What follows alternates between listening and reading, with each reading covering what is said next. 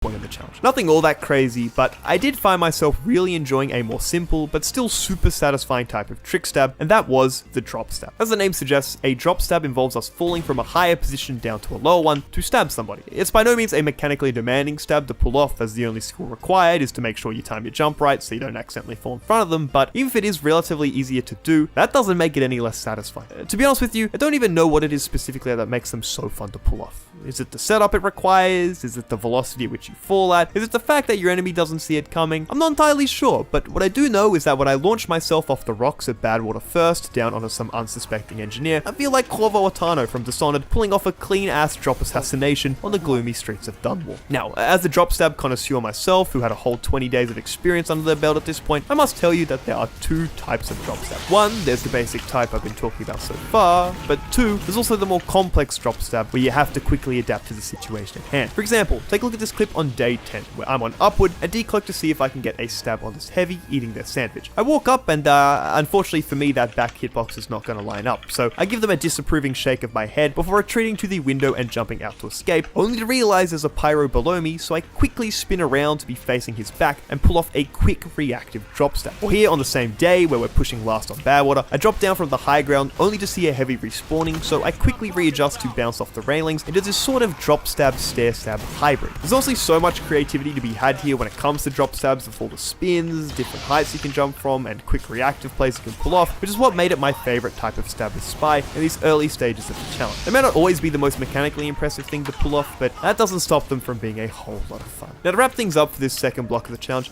I gotta tell you something, because there's an elephant in the room I've been avoiding. Things might appear to be going relatively smoothly so far, and for the most part, they have been. However, there has been a slight thorn in my side. And when I say thorn, I mean flamethrower. To be honest, I don't even know where to start with the spy checking. I'm going to use every ounce of my self-control I have here to keep this segment short, because I know if I were given the opportunity to ramble into my mic about spy checking for 3 hours, I would take it in a heartbeat, and this video would be even longer than it has to be. So, okay, let's keep it concise.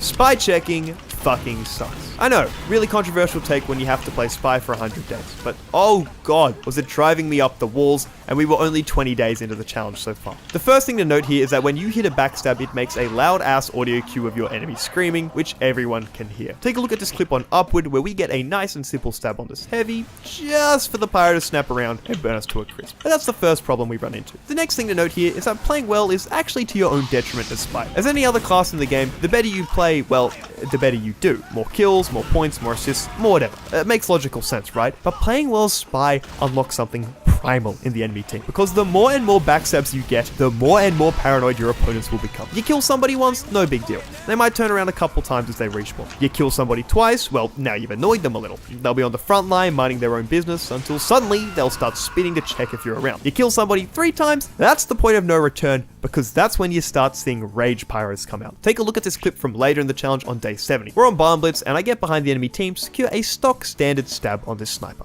There was no trick stab, no taunt, nothing that could possibly aggravate this guy in any capacity, right? Well, I die, respawn, get myself behind the enemy team again, and look who it is. Our good sniper friend has swapped to Pyro and has now decided his sole mission in life is to burn me to a crisp. And look, if you haven't played much TF2 before, Pyro is the go-to class for countering Spy. Because of the way fire particles work, Pyros can cover large areas with their flamethrower better than basically any other weapon in the game, which makes them well suited for checking if there are any invisible spies about. You know, you'll be minding your own business, just trying to flank behind whilst invisible until, some schizo Pyro has other plans for you and will check every pixel of the map to ensure you are unable to help your team in any meaningful capacity. And on top of this, I was running the kunai for this segment of the challenge, which means if I hadn't got a stab yet and was on a very healthy 70 HP, a random flame particle touching me whilst invisible was a certain death sentence. Take a look at this clip from day 18 on Borneo, where I am simply minding my own business just for Dumb and Dumber to show up spy checking every section of the map. They come around the corner, my ass is clenched as I'm praying to just about every god that there is that I make it out of this one alive, and luckily, it appears we will live another day. Until what? There is no way those fire particles traveled that far and actually hit me. I just refuse to believe for a second that those actually made contact with me. And look, sometimes the incessant spy checking would just be too much for me, as I was in this clip on Upward, and the only solution was jumping off the map so I don't give them an extra kill for their strange weapon. Is it petty to do that? Perhaps. Am I proud about it? Not really. Would I do it again though? Absolutely. Anyway, I gotta keep this section short, but this all came to its climax on day 16, where after a flog pyro snapped immediately and burned me to the ground, I had enough. Oh my, I'm leaving. I'm off. I'm like not even bothering with that. Spy checking was going to be a persistent issue for the next 80 days. Unlocks like the Dead Ringer and even the Spicicle would change its dynamic a little bit, but look, I just want to get out my frustration here so we can move forward onto greener pastures. By the end of this 10-day block, I had accumulated 1,812 kills and died 1,055 times, meaning I had a KD of 1.72. Though this is still a pretty damn good KD, it was a decrease from my first 10 days, but honestly, I think it makes sense since there is a much sharper learning curve with the kunai, and I had to adapt to having a lower base HP. My spy time increased from 100 hours and 7 minutes to 116 hours and 17 minutes for a total of just over 16 hours in the second 10-day block. This was a decrease and actually put me 4 hours behind schedule of reaching 280 total hours, but given we were only a fifth of the way through the challenge at this point, I wasn't really sweating. So for the most part, things had been traveling relatively well. We were adapting to new challenges and slowly improving, so I was feeling pretty good about how things had progressed. But for the next 10-day block, things were about to change after one failed stair stab attempt. What? Where am I? He's finally waking up. Doctor, where are you? What's going on in here? El Maxo, can you hear me? Are you awake?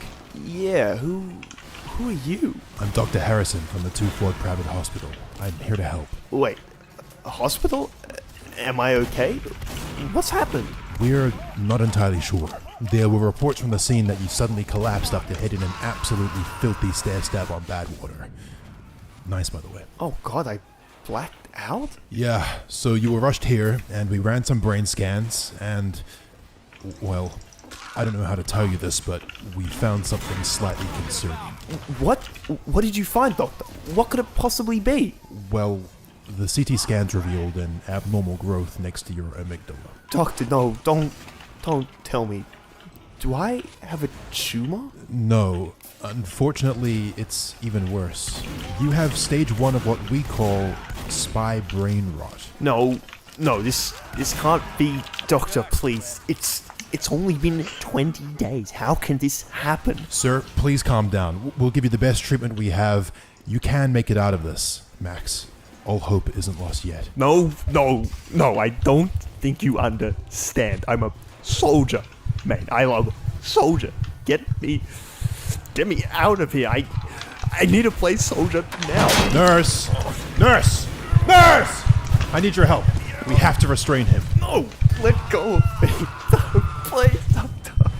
No.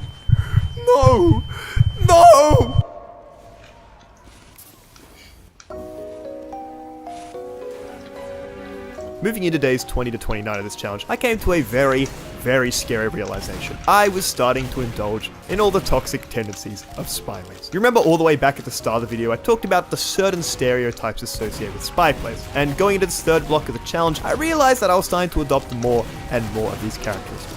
Let me just give you some examples. There are 2 ways specifically that I noticed the spy brain rot was seeping into my system, and the first of which was B-hopping. Now, to be honest with you, this isn't a mechanic you hear a whole lot about in TF2, as it's much more prominent in Valve's less neglected and more popular older brother, Counter-Strike, where B-hopping has a dedicated community behind it. The TLDR of B-hopping is that it's reliant on 2 factors about the source engine. 1, you gain a small amount of speed when you airstrafe, and 2, if you time your jumps perfectly, you can maintain your velocity in-game. In CSGO, combining these 2 mechanics can lead to some absolutely insane frags. But on TF2, it's a lot less noticeable if you pull it off. The one context it's actually useful in is if you're market guarding a soldier, as if you rocket jump and pull off a perfect B-hop as you land, you can trick the game into thinking you're still airborne and therefore hit enemies with a crit. Outside of this though, it's very niche in its application. Yet for whatever reason, spy mates really like to B-hop everywhere they go, even if it's serving them next to 0 utility, and is even potentially slowing them down on their rollouts in the long term. It just gives your ADHD brain something to do whilst you're going back to the front line, and very, very occasionally, it can lead to a cool clip. But either way, I was doing it more, meaning the brain rot was slowly infecting my entire body. The second way I noticed the spy brain rot was that, how do I put this without antagonizing myself too much?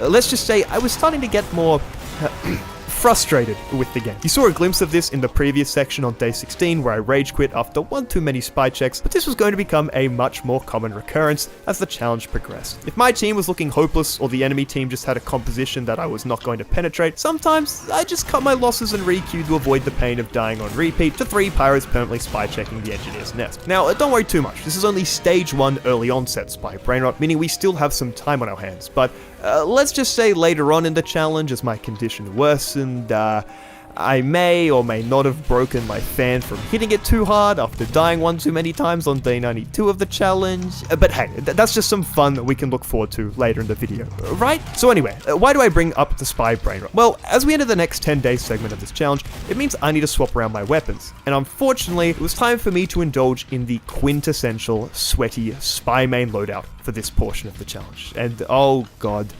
here we go. Since our revolver hit 1,000 kills, it was time to try out another option, and I decided to go with Camus' favorite gun, the Latrange. If we take a look at its stats, we can see it increases our cloak duration by 40% overall, which is kinda bonkers to be honest, and every time we hit an enemy with it, we're also rewarded with 15% of our cloak back. These benefits do come at the cost of a 20% damage penalty, which, whilst not ideal, is still a really good trade-off if you ask me. Prior to starting the challenge, the Latrange has always been my go-to pick on Spy, because the additional cloak it provides you with just gives you so much more flexibility and wiggle room to work with when you're in the enemy team's backline. You find yourself stressing less about having to decloak in an unfavorable position, or desperately scrambling to find an ammo pack with this thing equipped, and oh boy, does that relieve you of some of the unnecessary stress and pressure that comes along with playing this horrible class. It also synergizes really well with the kunai, as it's the only revolver in the game that provides you with a passive buff when it isn't equipped. As you remember from the previous section, taking 1v1s with the revolver isn't desirable because 1, you're more likely to lose duels on 70 HP against basically any opponent, and 2, if you have overheal from a backstab, it's a better idea to go for another stab rather than pulling out your gun so you can keep the chain going. The kunai wants you to stab as much as possible, so an option like the Latrange, which gives us a flat buff to our cloak without us even ever having to swap to it, makes it a super desirable choice. I'll talk about it more later on in the video, but options like the Ambassador and Diamondback are solid picks with the utility they provide, but their benefits only come into play once they're actually equipped and active in battle, which is why I love the Latrange's passive upsides so damn much. I'll talk more about how useful this thing is shortly, but for now, I want to introduce you to the other new addition to our loadout. But unlike the Latrange, which doesn't have many dedicated hate campaigns towards it,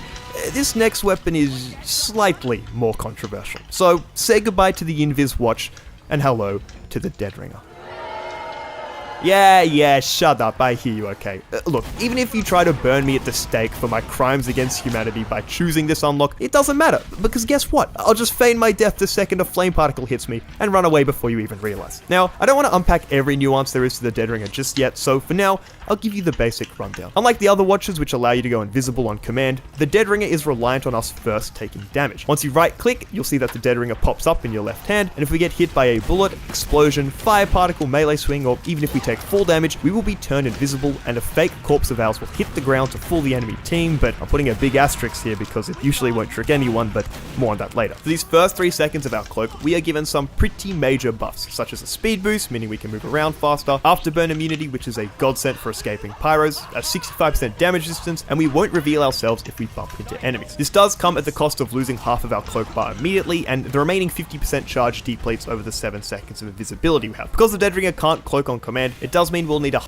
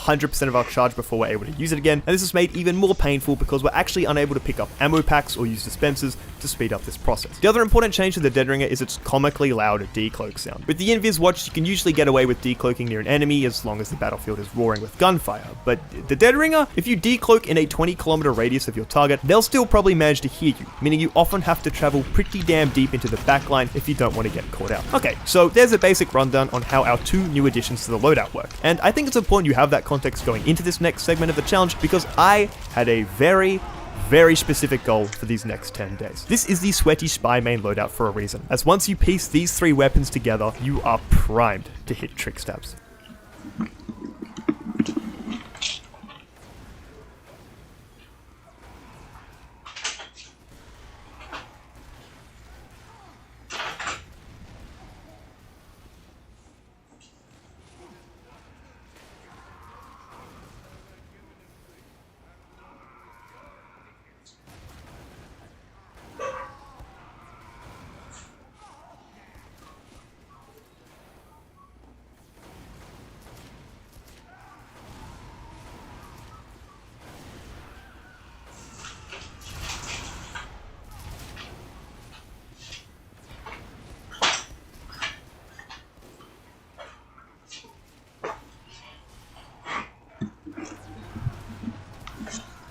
These 10 days were going to be solely dedicated to improving my ability to hit trick stabs, as up until this point, I'd only really been going for them when the situation allowed it. If some clueless pyro with their brain switched off was chasing me up a ramp, then yeah, of course I'm gonna go for a stair stab. But outside of that, I wasn't really pushing myself to experiment with more aggressive trick stabs, which was halting the progress I was making. I really need to start putting myself into those uncomfortable situations where there are multiple enemies around and no clear form of escape, so I could force myself to stay cool under pressure and start connecting some clean trick stabs. And if there was any loadout which would allow for this to happen, it was gonna be this one. I think the first thing that really stood out for me with this new loadout and fresh mindset shift was the Dead Ringer, as transitioning away from the Invis watch was a super jarring change to my playstyle, and I wasn't really sure how to adapt in the beginning. As you'll know, in the first 20 days of the challenge, I made a pretty concerted effort to improve my pathing whilst invisible. I was sticking to the flanks, was super conscious of my positioning, and finding the most optimal routes to take, but when I swapped to the Dead Ringer, well, a lot of that fell out the window. Because of all the buffs you receive when you activate the Dead Ringer, you can afford to be much more careless with your pathing, as 1, you have 65% damage resistance, which is actually nuts by the way, 2, you have a speed boost, and 3, you don't reveal yourself when you bump into enemies, which makes the process of getting behind a whole lot easier. At first I was under the impression that the Dead Ringer was going to be a fantastic choice for fooling my enemies. You know, they'll attack you,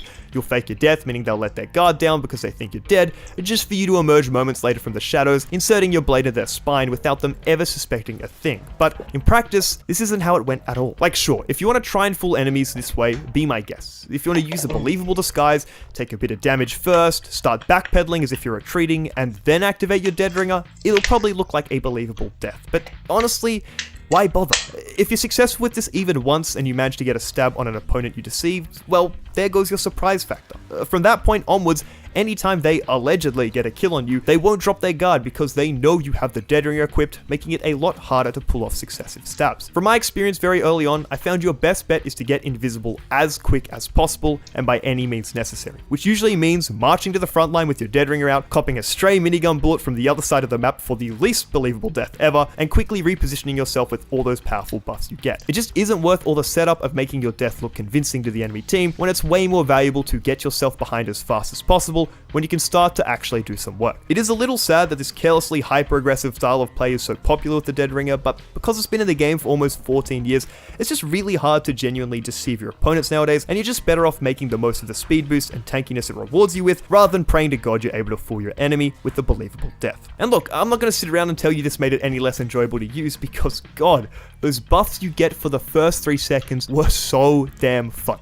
Especially that speed boost you get. Half the time I found myself decloaking almost instantly with the Dead Ringer just so I could make use of the extra speed you're granted because it opens up so many doors to you. Take a look at this clip from day 20 on Mountain Lab where I push aggressively through a choke point and get my Dead Ringer activated by this demo. I decloak almost instantly, throw in a couple bunny hops for style points, and loop around to get a drop stab on him that he had no idea was coming. And again, take a look at this clip from day 24 on Swiftwater where I absolutely absolutely butcher 2 stabs on this sniper, so I run away, activate my dead ringer, decloak pretty quickly, and use the speed to loop back around to stab the medic. You can even see that they're in the process of chasing me when I'm already behind them, which just goes to show the value that extra speed offers when repositioning. There's also a ton of extra stuff the speed boost allows you to do, like access areas of the map you otherwise wouldn't, retreat from the front line quickly, chase down an enemy far away from you, and you can even get some pretty insane trick stabs. Whilst I can't say I hit that many crazy clips this early on in the challenge, as I was 1, still learning the dead ringer, and 2, was also still learning how to trick stab, there were a few moments where I did impress myself, but we'll tackle that later on. Before we move on from the dead ringer for now, there is one semi-regular occurrence I notice when I use this unlock, and I'll just show you a clip and see if you catch on.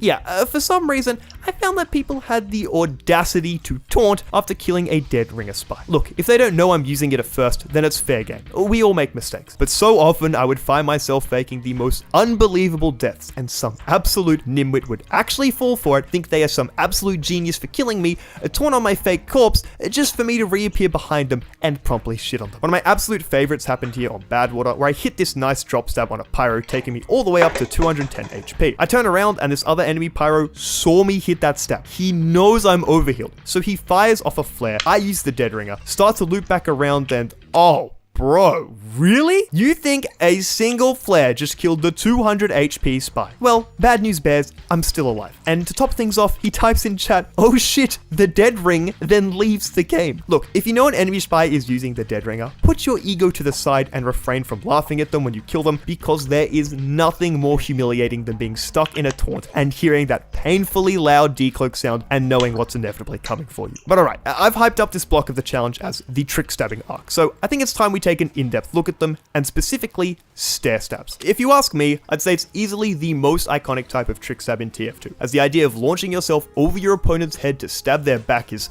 look, you gotta admit, it's kind of badass. Now, I know I mentioned this briefly, but I want to get this out the way quickly. When I say stair stab, I basically mean any stab where you're on a point of elevation and are able to jump onto or over your opponent's head to get a stab. I can already feel the swarm of virgins from the Spy Mains Discord breathing down my neck saying, actually that's a jump stab because there's no staircase involved in situations like that. But I don't care. It could be a ramp, it could be a little box, it could be a rock, whatever. If it is a point of elevation and I jump over the head of my enemy to stab them, I'm calling it a stair stab. I will die on this hill, I do not care. Be gone, stupid spy mates. You can go to something like TR Walkway and practice on bots to get the fundamental movements of a stair stab down, but in my opinion, it's a lot better to get experience with human players who aren't as easy to predict as a bot walking in a straight line. Now, in the first 20 days of this challenge, I was hitting some pretty decent stair stabs, but the problem I found was that I was often overshooting my jump and landing too far behind them to hit a stab, or I was undershooting my jump and landing in front of them, which, isn't very conducive to hitting a back stab. Take a look at this clip from all the way back on day 2. We're on pier, and I notice this scout is shooting at me as I'm walking away, so I have the genius idea of baiting him into a stair stab over here. So I walk up, jump back, and ooh, that truly was not even close. I do appreciate that I had the balls to even try this, but yeah, no. We'll take a look at this clip from day 3 on Barnblitz, where I see a demo approaching and decide to go for a stair stab, which, oh my god, it actually hits. So I think, fuck it, let's carry this momentum into another one on the medic, and I have no idea where that jump was trying to go. So I run away like a coward. But hey, that was all in the past, because I was actually starting to impress myself with how consistently I was starting to hit stair stabs. Take a look at this clip from day 28 on my absolute least favorite map, Gold Rush, where a pyro is chasing me behind. I get up these stairs, wait a moment, and predictively jump to hit a stair stab that they honestly never saw coming. We'll take a look here on day 23 where we're on Barnblitz, and I managed to hit not just one stair stab, not just 2 stair stabs, but 3 stair stabs in a row, which is something I could have only dreamed of attempting just 3 weeks earlier in the challenge. I was even starting to wrap my head around more unpredictable types of stair stabs, where I'd find a slight high ground on a prop and use that instead of the more obvious staircases and ramps. You can see this on day 24 where we're on Badwater, and I approach a large group of enemies huddled around a dispenser. I get a little bit overwhelmed, so I sap the sentry, then get on top of the railing to hit a super clean stair stab on this soldier. And on the same day on Swiftwater, I make my way onto this high ground where there are 2 soldiers, so I jump on the railing, get over his head, and hit a stab as I fall back down onto the low ground, and yeah, this one felt like it was from a movie trailer or some shit. I can't lie. It wasn't all perfect though, as I would still occasionally go for stair stabs that look like they should be stair stabs. Like, the blood is literally on their back, but for whatever reason, it wouldn't register. I think this came down to the timing of when I'd crouch as I jumped, or maybe it's just source code spaghetti hitboxes not registering, but either way, I was still slipping up here and there. Overall though, my stair stabs got really good during this 10-day block of the challenge, and my new choice of loadout was definitely helping me out in this regard too. So look, things were on a pretty good roll for these 10 days. The new loadout was different, but I was slowly improving with it, my stair stabs were getting better, and I was starting to get more and more clip-worthy moments. But there was a little problem simmering under the surface. I've done my best to hide it so far, but it was getting a little ridiculous at this point. You see, in previous videos, you guys know that I like to play on Uncletopia. I think the rules Uncle Dane has implemented on his servers are great for a more fair and more competitive TF2 experience. I know that isn't for everyone, but for me, it definitely is. But because there is generally a higher skill level on the Uncletopia servers, and I was going to be playing Spy, I just didn't really want to have competent gamers constantly checking for me and absolutely shutting me down at any given moment, so for the entirety of the challenge so far, I had been on Valve's official casual matchmaking. Now, this is fantastic because players don't tend to be as good, meaning I could limit test a bit harder, experiment with my trick stabs more, try different angles to push from, discover more aggressive routes, anything of that nature. Now, this is all good and well, but unfortunately for me, if I'm playing on Valve's official servers, that means I have to adhere to Valve's official mechanics. And you probably know where I'm going with this if you have any experience in TF2, but oh my fucking god, random crits were absolutely pummeling me.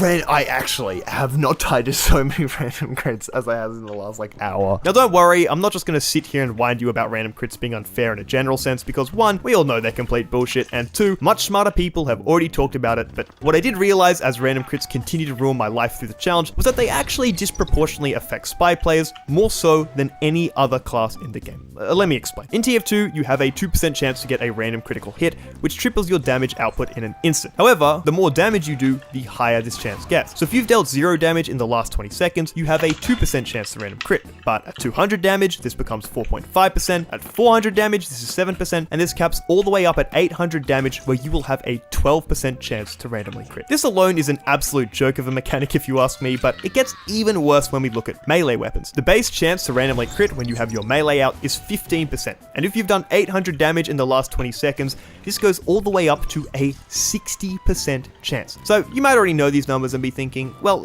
we all know it's bullshit, El Maxo, so what in particular is so crazy about this? Well, if I haven't made it obvious enough so far in this video, Spy has to stab people, meaning he is constantly within melee range of his opponents. And guess what? Classes like Medic, Engineer, Demo, and Sniper have a tendency to immediately swap to their melee weapons if they ever catch a Spy in close quarter combat. Meaning,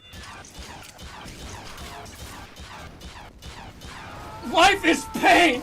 I hate myself! You are going to be on the receiving end of so many bullshit moments of Spy purely because of the absurdly high chance melee weapons have to random crit. I can't even begin to explain to you how many times I was trying to pull off a cool trick stab just for some cocky medic to put me to sleep with a 195 damage swing from his Uber Sword. The worst part about this is that it disproportionately affects Spy, as other than Demo Knight, he's the only class in the game who is consistently fighting opponents within melee range, meaning you are going to get randomly critted over and over, unlike anyone else in the game. And you want to know the worst part about it? Spy can't randomly crit with his knife, so he doesn't even get to benefit from this stupid ass mechanic either. You might be saying to yourself, El Maxo, you can one-shot anybody in the game with your backstab, so you really need random crits, you noob? But that takes skill. It's hard to trick stab a competent opponent because they are expecting it, whereas a random crit, as the name kind of suggests, it comes out of nowhere and annihilates all of your hopes and aspirations in one unpredictable quick smack.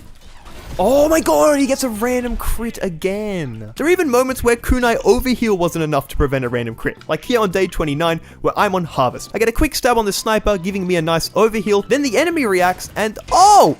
Lovely! This sniper executes me instantly. I mean, God, look at his strange weapon, where 507 out of the 664 kills are critical hits. I know that counts Girardi, but Jesus, man, that's 3/4 of the kills. That just isn't right, okay? To give you some perspective on how pervasive random crits were over the challenge, by the end of things, I had over 13 minutes of footage dedicated exclusively to random crits doing me dirty. Look, all I'm saying is if Marcus Aurelius were alive in the 21st century and had to deal with random crits being in TF TF2, to be honest, I don't know if we'd have stoicism, because trying to keep your cool when you continually die to a mechanic that's completely out of your control is the opposite of fun. Some people might even go as far to call it, bad. Anyway, I won't subject you to the whole 30 minutes of crying, so here's a comically short hypercut of it all.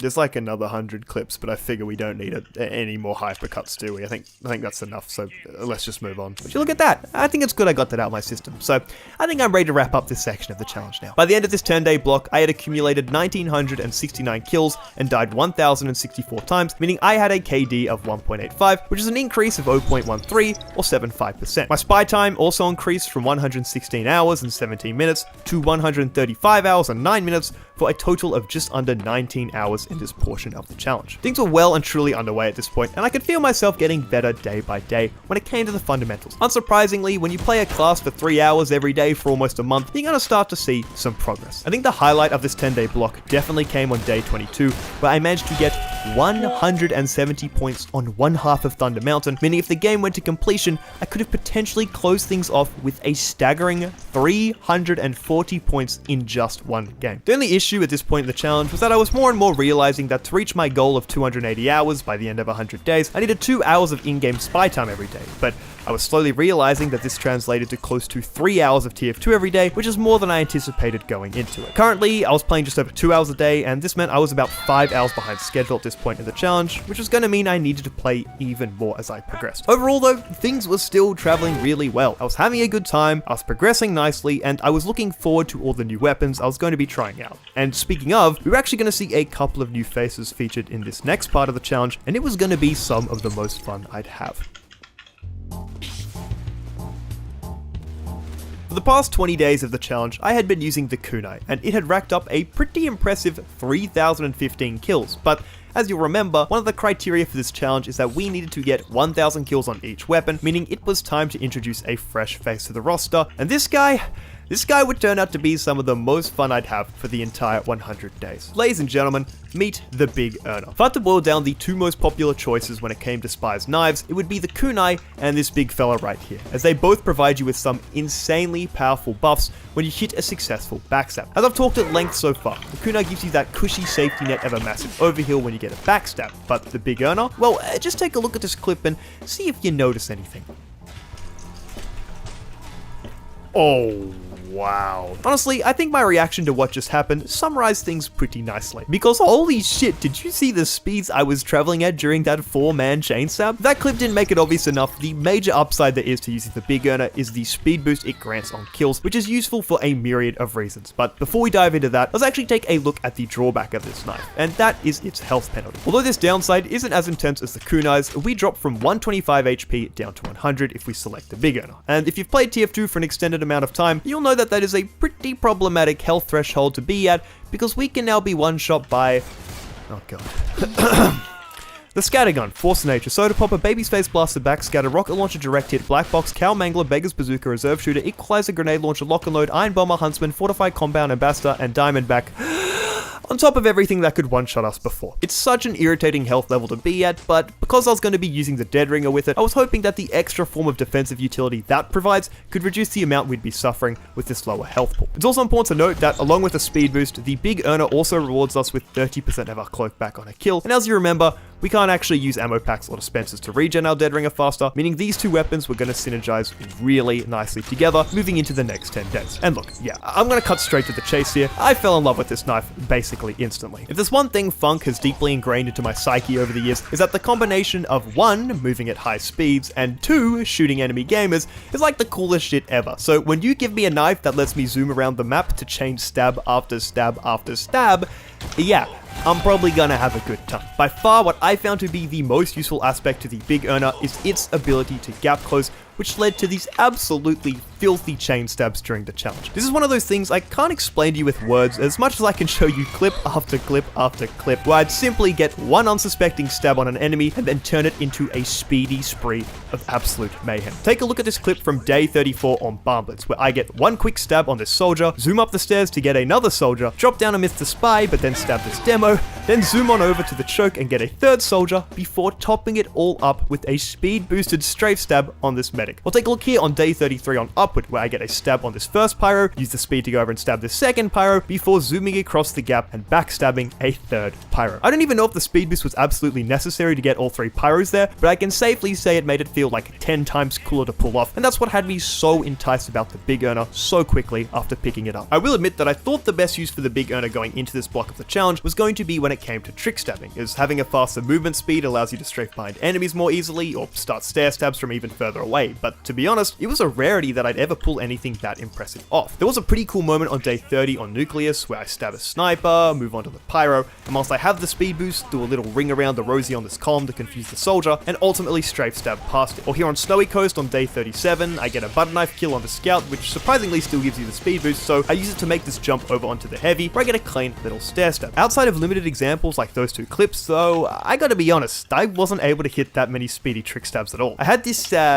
interesting moment on Kong King where I get the speed boost off this spy and then start doing circles around this heavy, choking the backstab twice before eventually succeeding and then piecing together an absolutely horrific stair stab attempt. I don't even know if you can really call that first one a trick stab. It just felt like the heavy was more confused tracking me with his minigun than I was running circles around him, and that's generally how speed boosted trick stabs went for me in this stage of the challenge, a confusing fury of movement, usually leading to nothing spectacular. I guess it made sense that there would be a slight adjustment period as my timings for trick stabs would be quite different if I'm moving even faster relative to my enemy, but still, I was kind of disappointed I didn't get many clip-worthy speed boosted trick stabs in this 10-day block. Don't get me wrong though, there were a whole heap of normal trick stabs I hit without a speed boost. I mean shit, I was starting to get the occasional understab on a rocket jumping soldier at this point. And the consistency of my stair stabs was really starting to impress me at this point, but alas, none of them were hit with a cool little speed boost. But hey, that's alright, because the big earner's speed boost can be used for a whole lot of things, and it was actually during this block of the challenge that I began to realize what one of those things were, as I was making use of a very particular strategy as spy, and it's something I coined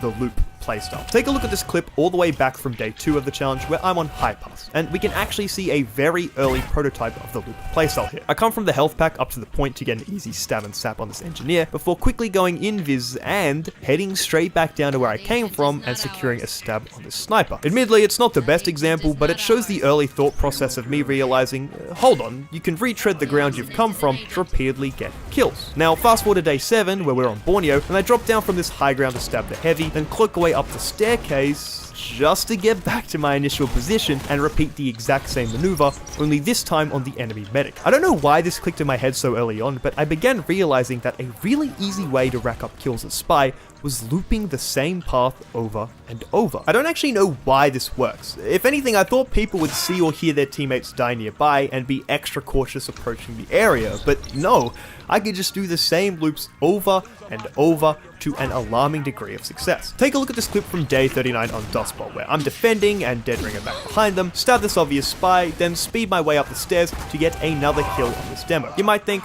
oh, after such a successful play, it's now time to retreat and recoup for a second, but because I see my dead ringer is charged up again, I say, nah, fuck it, and repeat the exact same path to get another double kill on their medic and heavy before actually retreating to safety. And take a look at this clip, which I must admit is from later on in the challenge on like day 70, but oh my god, is it good. I'm on pier, flanking behind, where I hit a quick 1-2 on this demo man and soldier before, you guessed it, going straight back to the route I came from just to hit a stab on a med, a stab on this demo, and oh my god, a clean ass stair stab on this demo now. I seriously don't understand why this works, and maybe my pattern recognition brain was just lumping together a bunch of lucky coincidences and assumed it must be a good strategy, but I swear, it actually has some validity to it. Now the reason I decided to bring up this whole loop playstyle thing in this section specifically is because, wow, do the big earner and dead ringer synergize so well with it. Both of these options provide us with additional speed, which makes closing the distance and actually completing the loop to get back to our enemies so much faster. If we rewind and take a look at this clip on Pier again, you'll see that I hit the 2 stabs and run away with a speed boost before activating my Dead Ringer, which gives me yet another speed boost, which I utilize to chase down this medic faster, and god, does it just make the full loop so damn fun to successfully pull off. Although spots like this where you can loop around exist on basically every map, some of my absolute favorites had to be on Harvest in the indoor section where you can just keep jumping off the roof at their spawn and going up the staircase to repeat, as well as on Frontier First where you can use this building and its staircase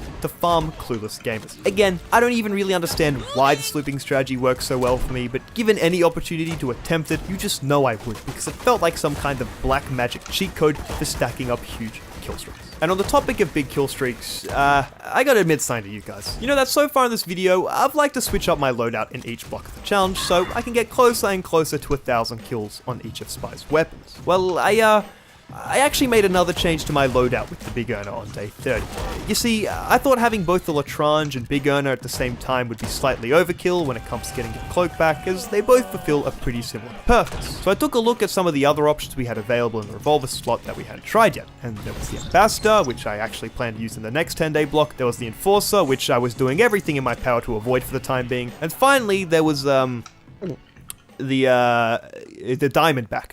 I know I've made a point already that the Kunai and the Dead Ring are pretty hated, but this guy feels straight up dirty to use, which is why I've tried to keep it under wraps for as long as possible in this section of the video, but I think it's finally time for me to come clean with the truth. For those who don't know, the Diamondback is that one revolver from Deus Ex Human Revolution, which also happens to sit on Elon Musk's bedside table for whatever reason, and it packs quite the punch. We are forfeiting 15% of our base damage and the ability to randomly crit so that we can store a critical hit for every building we sap or every backstab we get. This gives us the ability to launch off 102 damage shots to anyone on the map, as crits ignore fall off, giving us some seriously crazy damage potential. Before I started using it for the challenge, I decided to place the critical kill strange part on it, so at the end of 100 days we could see what the ratio of non-crit to crit kills would be, and spoiler alert, it was about 50% of them, and double spoiler alert, holy shit.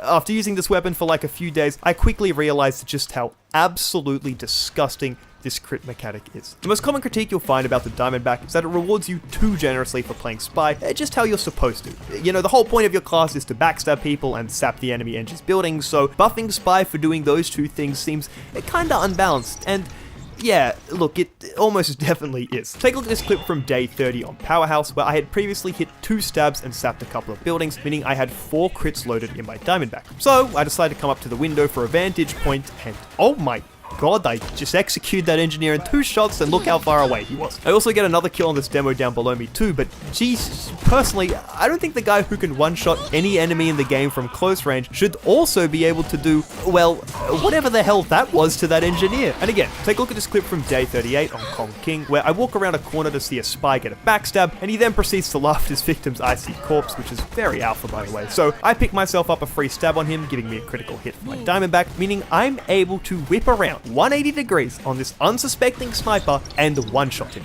Now, let me ask you a simple question about what just happened. Did this poor sniper called Combusting Skull truly deserve his fate? Was there really anything he could do to prevent me from killing him? Is it his fault his egomaniac of a teammate felt the need to laugh at his victim's corpse, allowing me to get a free stab, which all but guaranteed his death? Well, if you ask me, the answer is pretty clear. No, and definitely no, because god, this mechanic sucks ass to play against, because it's so damn unfair. Why do you have to bear the burden of your teammates feeding some 10k hour Spy main free backstab kills just for him to run around the map out-sniping your team's snipers? And yes, what I realized very quickly whilst using the Diamondback for this challenge is that I think its effective range and the fact you can launch little nukes across the map at enemy gamers is one of its biggest issues when it comes to balance. As I mentioned before, critical hits aren't affected by damage fall. If you fire a rocket and hit someone across the map, it's doing something like 30 to 40 damage due to this mechanic. But if you slap some crits on that bad boy, then ooh, you've been granted the ability to murder 8 out of the 9 classes in an instant without needing to be all that precise. I often would just find myself scanning the enemy team's frontline looking for some poor light class who was unfortunate enough to take 30 damage from a sticky bomb explosion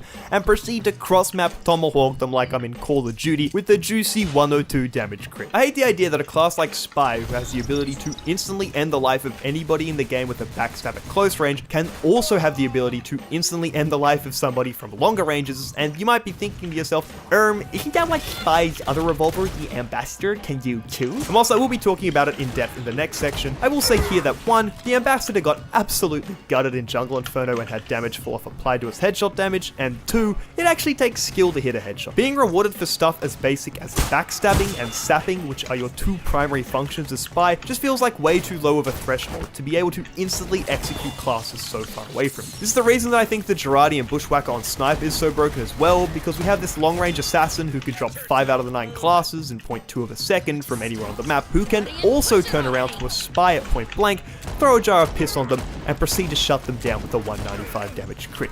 That just ain't right. And look, don't get me wrong, dealing 102 damage at long ranges is absolutely criminal, but that shouldn't overshadow how also broken the Diamondback is in normal close range duels. Take a look here on day 34 where we're on Badwater, and I get 2 quick stabs on a heavy and scout who are pushing the cart, which brings me to 3 crits in total. So I turn around and pop this medic so hard that the damage sends him surfing up the ramp, then I kill him, and I also kill a sniper who tries to push. And yeah, a 100 HP sneaky Frenchman just single-handedly denied an entire last push on his own because of this stupid thing right here. God, look, I could keep ranting about how dirty I felt using the Diamondback for this challenge, but in an attempt to curb that, let's talk about its downsides for a moment. Firstly, you can store a bunch of crits while you're alive and then die randomly, meaning you lose all that potential damage, which kinda sucks. Secondly, you have to actually hit the crit shots, I guess. That's not really like a downside, it's just what you do in a first-person shooter. And thirdly, you lose the passive cloak buff you get from something like the Latranche. Yeah, there's also a slight damage penalty, but I think there was a total of 3 moments whilst using the Diamondback where it meant I lost a duel, whereas there was like a collective 50 clips of me wanting to hop straight into a warm bath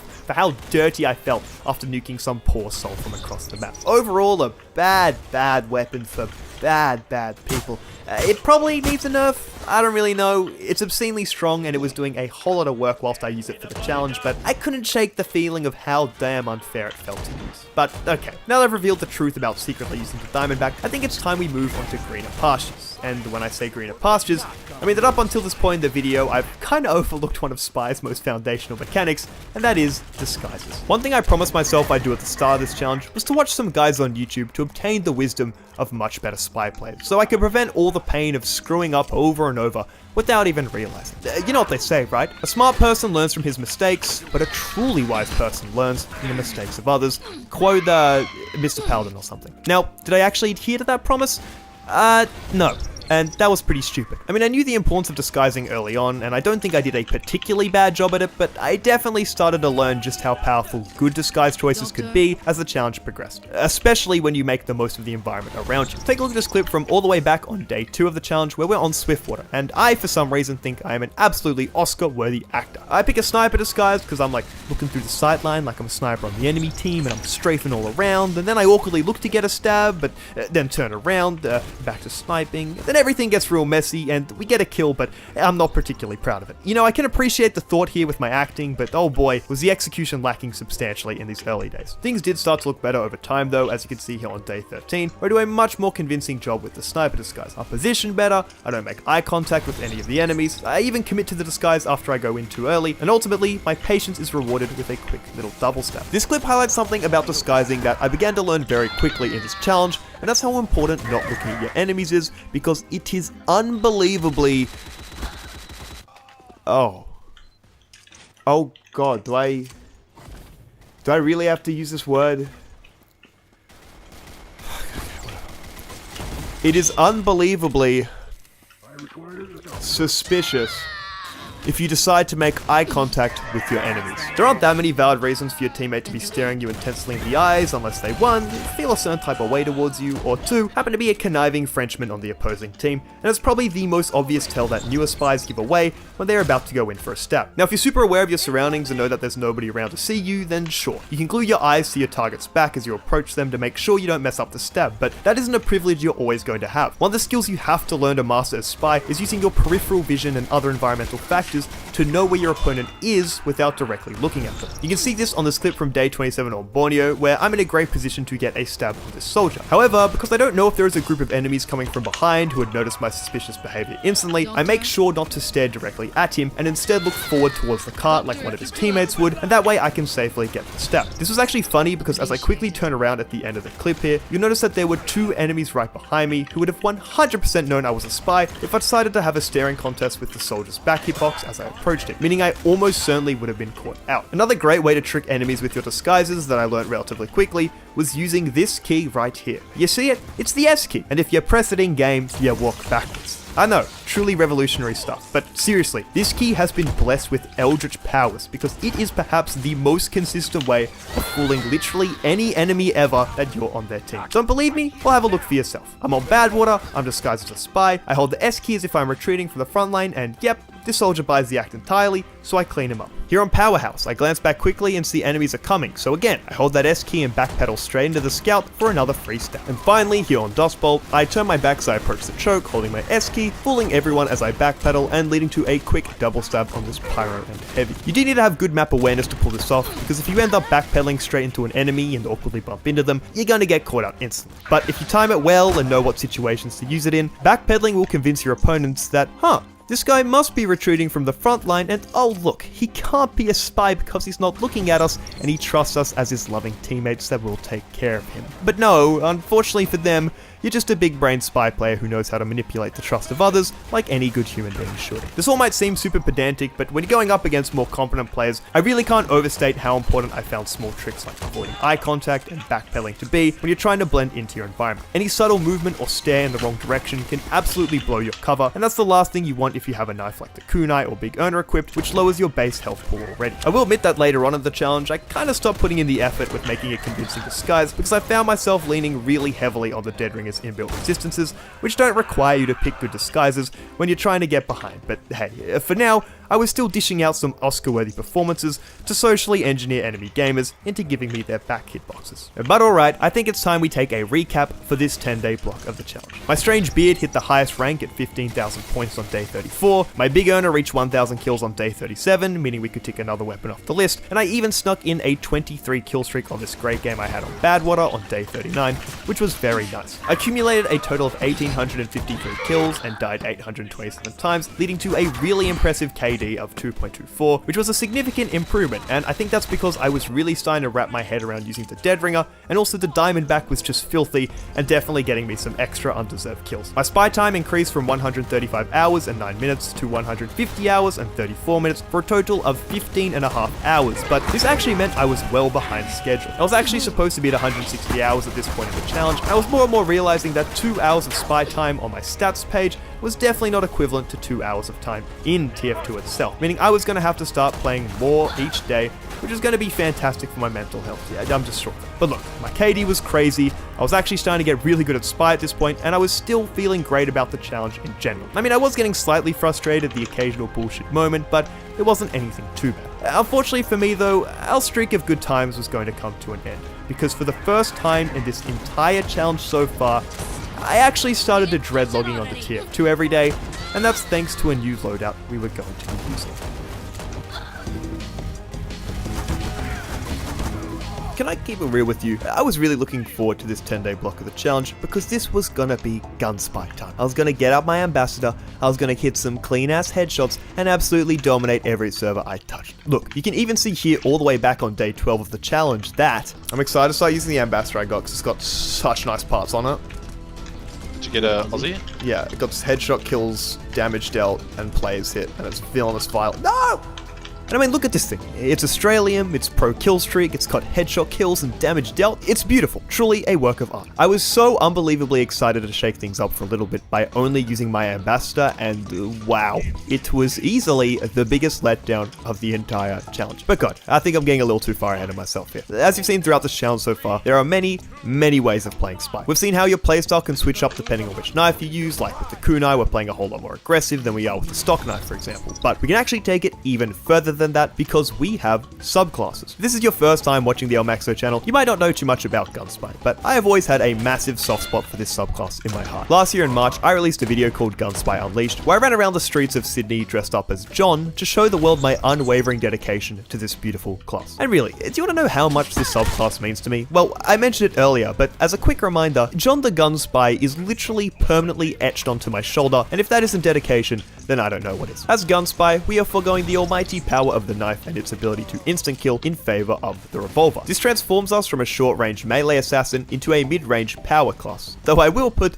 yet another hefty asterisk next to power here, because you're only going to be putting up soldier and demo man type damage numbers if you're capable of landing literally every shot you fire off. It isn't necessarily the strongest subclass out there, and critics call it too gimmicky, but before we judge it so heavily, let's take a look at the loadout involved. Now I will admit that in my video Gunspy Unleashed, I did slander anyone who uses anything other than the stock revolver, but because I had already reached 1,000 kills with it for the challenge, and I had this gorgeous golden masterpiece which was just begging to be used, I decided to run with the Ambassador for my Gunspy adventures rather than stock, which may see me branded as a heretic, but you just gotta do what you just gotta do sometimes. I also decided that I was going to keep using the Dead Ringer here because it is such a powerful defensive tool with the resistances and speed it gives, meaning you can get yourself out of a bunch of sticky situations, and because we don't really need to get behind the enemy team as Gunspy, the other Invis watches just aren't nearly as useful. The final addition to this Gunspy loadout was going to be a new knife, and that was the Spicicle. Because we won't be going for backstabs anywhere near as often, the extra defensive utility this thing provides against Pyro with its fire immunity is just a nice little tool to have in our repertoire if things happen to go pear-shaped. But okay, you know the subclass, you got a brief overview of the loadout, you know what we're going to be doing, so now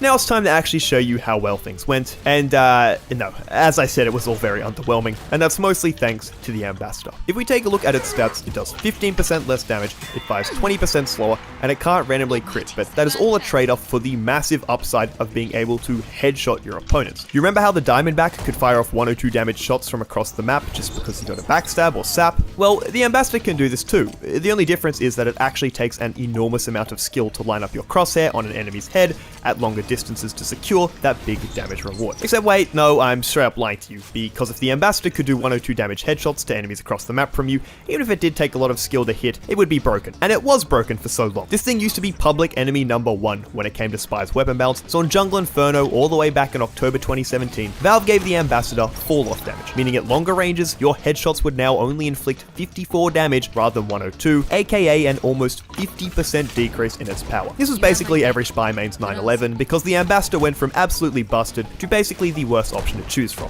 Well, arguably, but we'll get to you later. So, going into this Gunspy block of the challenge, I knew it wasn't going to be crazy powerful, but I thought that because my aim was decent enough, I was going to be able to put out some pretty decent damage with it. But if I had to use one word to summarize my experience for the next 10 days, it would be mid. What I found to be the most jarring aspect of the Ambassador when I started using it was how intense the damage fall-off was on headshots. Like, yeah, I agree that 102 damage is a bit too generous to opponents half the map away from you, but even in mid-range combat, I found that headshots were doing a pathetic amount of damage. Take a look at this clip on Hoodoo, where I headshot a heavy 5 times from a mid-range distance, but he's just able to heal through it with the medic because I'm firing peanuts at his cranium. Admittedly, my aim was far from perfect here, but 71 damage from this range when it would only take him half a second to gun me down with the Tomislav?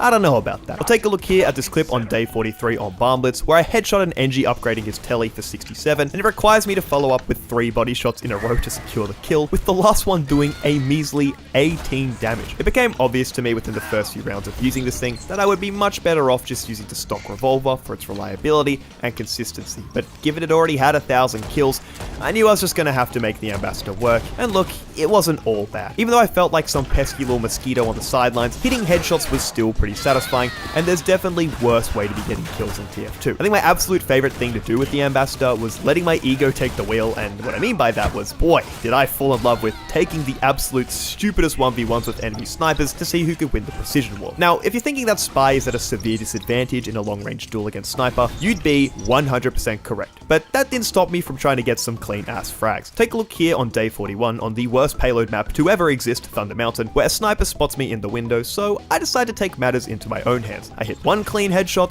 2 clean headshots, and then finish things off with a nice little body shot. And again, because my ego is the one in charge here, you already know my muscle memory was going straight to a laugh taunt to really rub it in. Or again, here on Gorge on the same day, I spot a sniper at the choke point, so I hit a headshot on him, dealing an absolutely pitiful 55 damage, but it's enough to make him backpedal a bit before I connect a second headshot for a very satisfying kill. I will admit though that not every interaction with snipers would go this smoothly.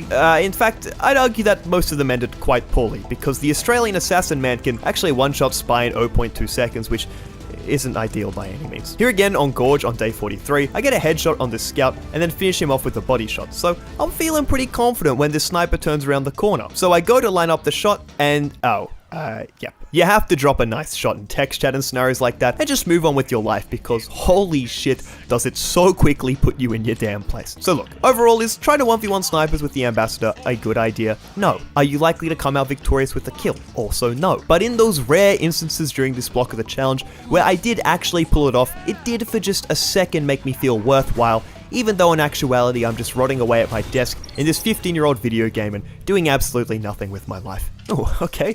Things got a little real there. Okay, how about we talk about some funny Ambassador combos? And when I say combos plural, I actually mean combo singular. When using the Ambassador, you can't just fire off headshot after headshot in quick succession, as there is actually a 1-second cooldown in between your shots. This is displayed to you visually, as after you fire a shot, your crosshair will suddenly enlarge, and you can only hit a headshot again once it has shrunk back down to normal size. Now, this makes sense, as if you're able to hit headshot at the normal attacking interval, you'd be able to dish out over 600 damage in like 3 seconds, which, yeah, could be a little excessive. So, with this in mind, I found that the best way of approaching duels with enemies was to lead with a headshot and then start spamming body shots after to finish off the job. This worked especially well against light classes, as you can execute this super quick combo of headshot into an immediate body shot, which usually does enough damage to breach the 125 HP threshold, unless you're dueling your opponent from those longer ranges where damage fall off will make you its bitch. Take a look at this clip, and yeah, I know at this point in the video I have said to take a look at this clip maybe 40 times, but suck it up, I've got 600 gigabytes of footage to go through here. Anyway, take a look at this clip on Swiftwater, where I catch John the Fortnite heading to the front line, so I quickly pop him with a headshot into a body shot combo before he can even react, and then find this other sniper moments later,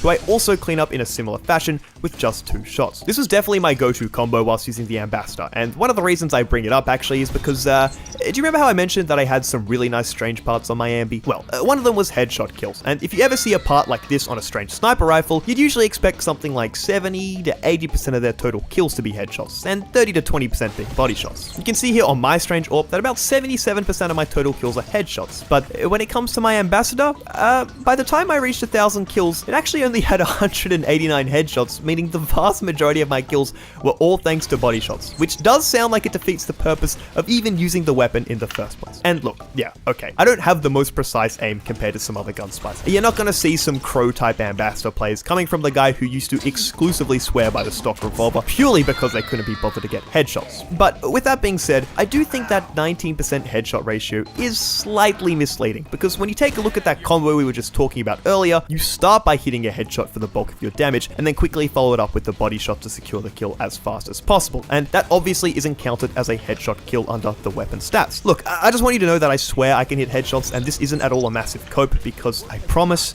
to you guys I can hit them, okay? Like, look. I'm on altitude, a scout pops into my vision out of nowhere, and they hit such an elegant flick headshot that I started making noises like this. Oh my... And look, still don't believe me? Well, here on Badwater on day 47, you can see I'm lining up this beautiful shot on a soldier, except no, fuck you, I'm actually lining up a headshot on this invisible spy who you had no idea was there, but I did because I'm the best at the game ever. So look, as you can see by these 2 clips that have definitely not been cherry-picked from over 1,000 total kills, I'm actually pretty damn good at headshotting with the Ambassador, and don't let the fake news of my headshot kill strange counter convince you otherwise. Now, one of the more interesting aspects I found whilst playing Gunspy was actually separate to the Ambassador entirely, and related more to our knife, the Spicicle. For those who don't know, if you're fighting a pyro and have taken burn damage, you can swap to your Spicicle to melt it, making it disappear from our hand, but this does give us some nice upsides, such as being fireproof for a full second, and also prevents us from taking any afterburn damage for another 10 seconds after that. Now, having to wait 15 seconds for your knife to recharge can be problematic when playing Spy normally, but If we're almost exclusively using our ambassador, well, it's a whole different story because we basically gain a bunch of almost free defensive upsides whenever we are versing a pyro. Take a look here on day 47 on Badwater, where a pyro pushes straight into me, melting me down to 19 HP instantly, but because I swapped to my Spicicle and stopped the flame damage immediately, I'm able to stay alive long enough to connect a final shot on them to secure the kill. Or again here on day 44 on Barn Blitz, a confident pyro starts to bum rush me, so I activate my Spicicle, giving me some extra breathing room to line up this clean little headshot. Now, I will admit that even though this was technically the gunspy portion of the challenge, there were times where I would go for backstabs. Yeah, I know I'm a fraud, but if I somehow end up behind a 300 HP heavy, am I really going to use my ambassador, which probably won't even be enough to kill him in time, when his back is being offered to me on a silver platter? This did lead to some slight issues though, as there were instances where I was about to go and secure some stupidly easy stab with my Spicicle, or maybe there was some 1 in a million chain stab lining up, but because a single particle of fire would come into contact with my poor French flesh, I was left with nothing. My Spicicle would melt, I'd have no knife, leaving me in an incredibly awkward situation where I'd often have to use my Dead Ringer to bail as quickly as possible and cry over the fact I just missed an opportunity to pop off. Take a look at this clip on day 47 on Borneo, where a heavy is absolutely clueless to my existence. He's overhealed with 360 HP, meaning it would take a comical amount of time to kill him with my ambassador, so I go for the stab instead, except right before I can actually get it, this stupid pyro fires his scorch shot from behind, meaning, uh-oh, my Spicicle is gone, and I can no longer stab anything for 15 seconds. How good. It did happen pretty frequently, but because this was the gunspy block of the challenge, I tried not to be phased by it too much, as I should have been using my ambassador in the first place anyway, but it was definitely a hassle at times. I won't talk too much more about the Spicicle here because there's a dedicated section with it coming up, but just know it synergizes really well if you're playing gunspy, and you only have to be cautious when you go for the occasional backstab. But look, on day 48 of the challenge, on a very sad game of 2 Foot, where I was eagerly anticipating the sweet release of never having to play Ambassador Spy again because the past 8 days of playing Gunspy were so damn underwhelming, I actually hit 1,000 kills. Now you may notice it took a fair bit longer than usual to reach 1,000 kills with the Ambassador, and that was because I missed a couple of days over the weekend where I was down having a good time in the Australian Capital Territory. So overall, this block of the challenge had less kills and hours played compared to the others. I do actually have some closing thoughts on Gunspy here because, man,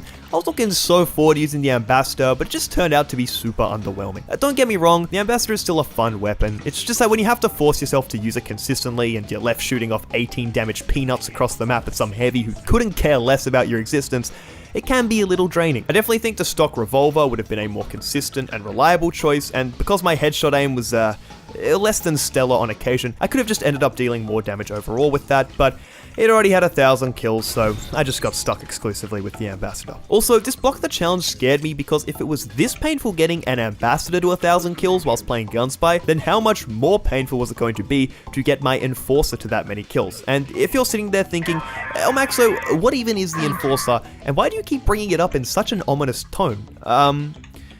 You'll see.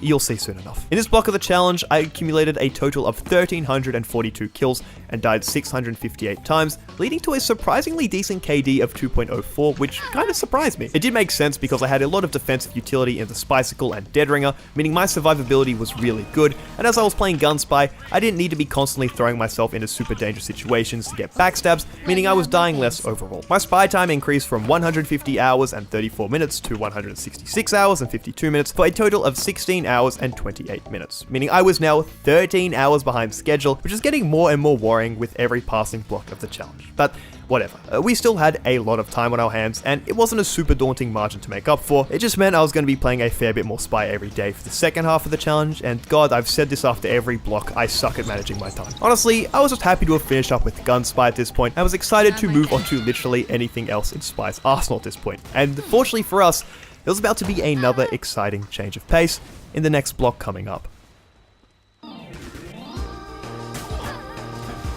Day 50. Would you look at that? We were officially halfway through the challenge at this point, and to be honest with you, I think I was actually starting to wrap my head around this whole Spy thing. I will admit though that the weapons we had cycled through in the challenge thus far were the big hitters that every Spy player loves. I'm talking about the stock knife with its reliability, the big earner with its speed and its ability to gap close so effectively, and of course the kunai with its ability to single-handedly tear through entire teams. But it was time to get a little bit more wacky with our knife selection, because in this block of the challenge, we were going to be trying out the Your Eternal Reward. Now, from the get-go, I have to admit something about my mindset towards this knife, as I was 99% certain that the second I hit 1,000 kills with it, I was going to be moving on to something else. Now, this might sound a little prejudiced given I hadn't even used it yet, but my expectations were not particularly high going into this block of the challenge, but to be honest with you, was actually surprisingly good. For those unaware, there are two upsides to the Your Eternal Reward. Firstly, and the whole gimmick the weapon is centered around, is that you instantly steal the disguise of the person you backstab. As you know with the other knives, the moment you hit a stab, your disguise vanishes and you're exposed to the world like Mr. Krabs is in that one episode of SpongeBob where he outgrows his shell, making us vulnerable to the enemies around us. However, the Your Eternal Reward flips this dynamic on its head, as rather than giving us overheal or a speed boost after getting a stab, we instantly gain our victim's disguise,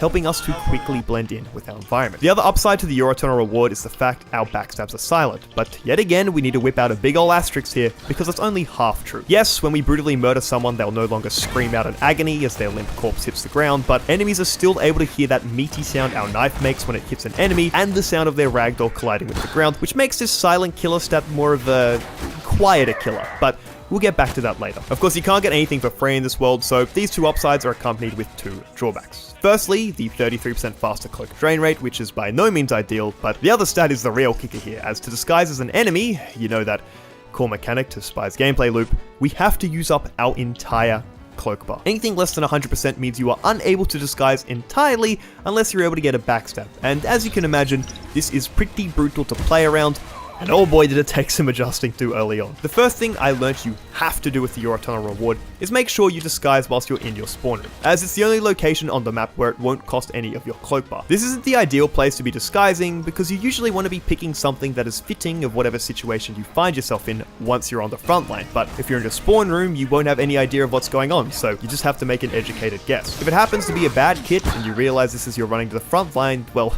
that's tough luck, as to swap your disguise up, you have to forfeit your entire cloak bar, meaning you have lost the single most important tool in your kit until it recharges. This can put you in some really awkward situations like in this clip on Frontier from day 50, where I'm using the cloak and dagger, which is a new invis watch, but we'll touch on that later. And I managed to get behind the enemy team. The only issue is, I have no disguise selected, meaning I have to wait 10 seconds for my cloak to come back, just to lose it all when I disguise as this scout, where I then have to wait another 5 seconds, just so I have a little bit of cloak in my bar to actually go and play the game with. My first 2 days with the Your Eternal Reward was basically me wrapping my head around how janky this was, as two of my core mechanics, namely going invisible and disguising, have been flipped entirely on their head, and as you're probably able to guess, things didn't start off all that crash hot, and this was definitely the most jarring change I had experienced so far in swapping loadouts. I mean, God, my first game on Upward was an absolute disaster as I was basically getting myself killed on cooldown with every play I tried to pull off. This is also probably a good time to mention what I alluded to earlier, but after 30 days straight with the Dead Ringer, I thought it was time to say goodbye and give a new option a bit of a chance. So to pair with the Your Eternal Reward,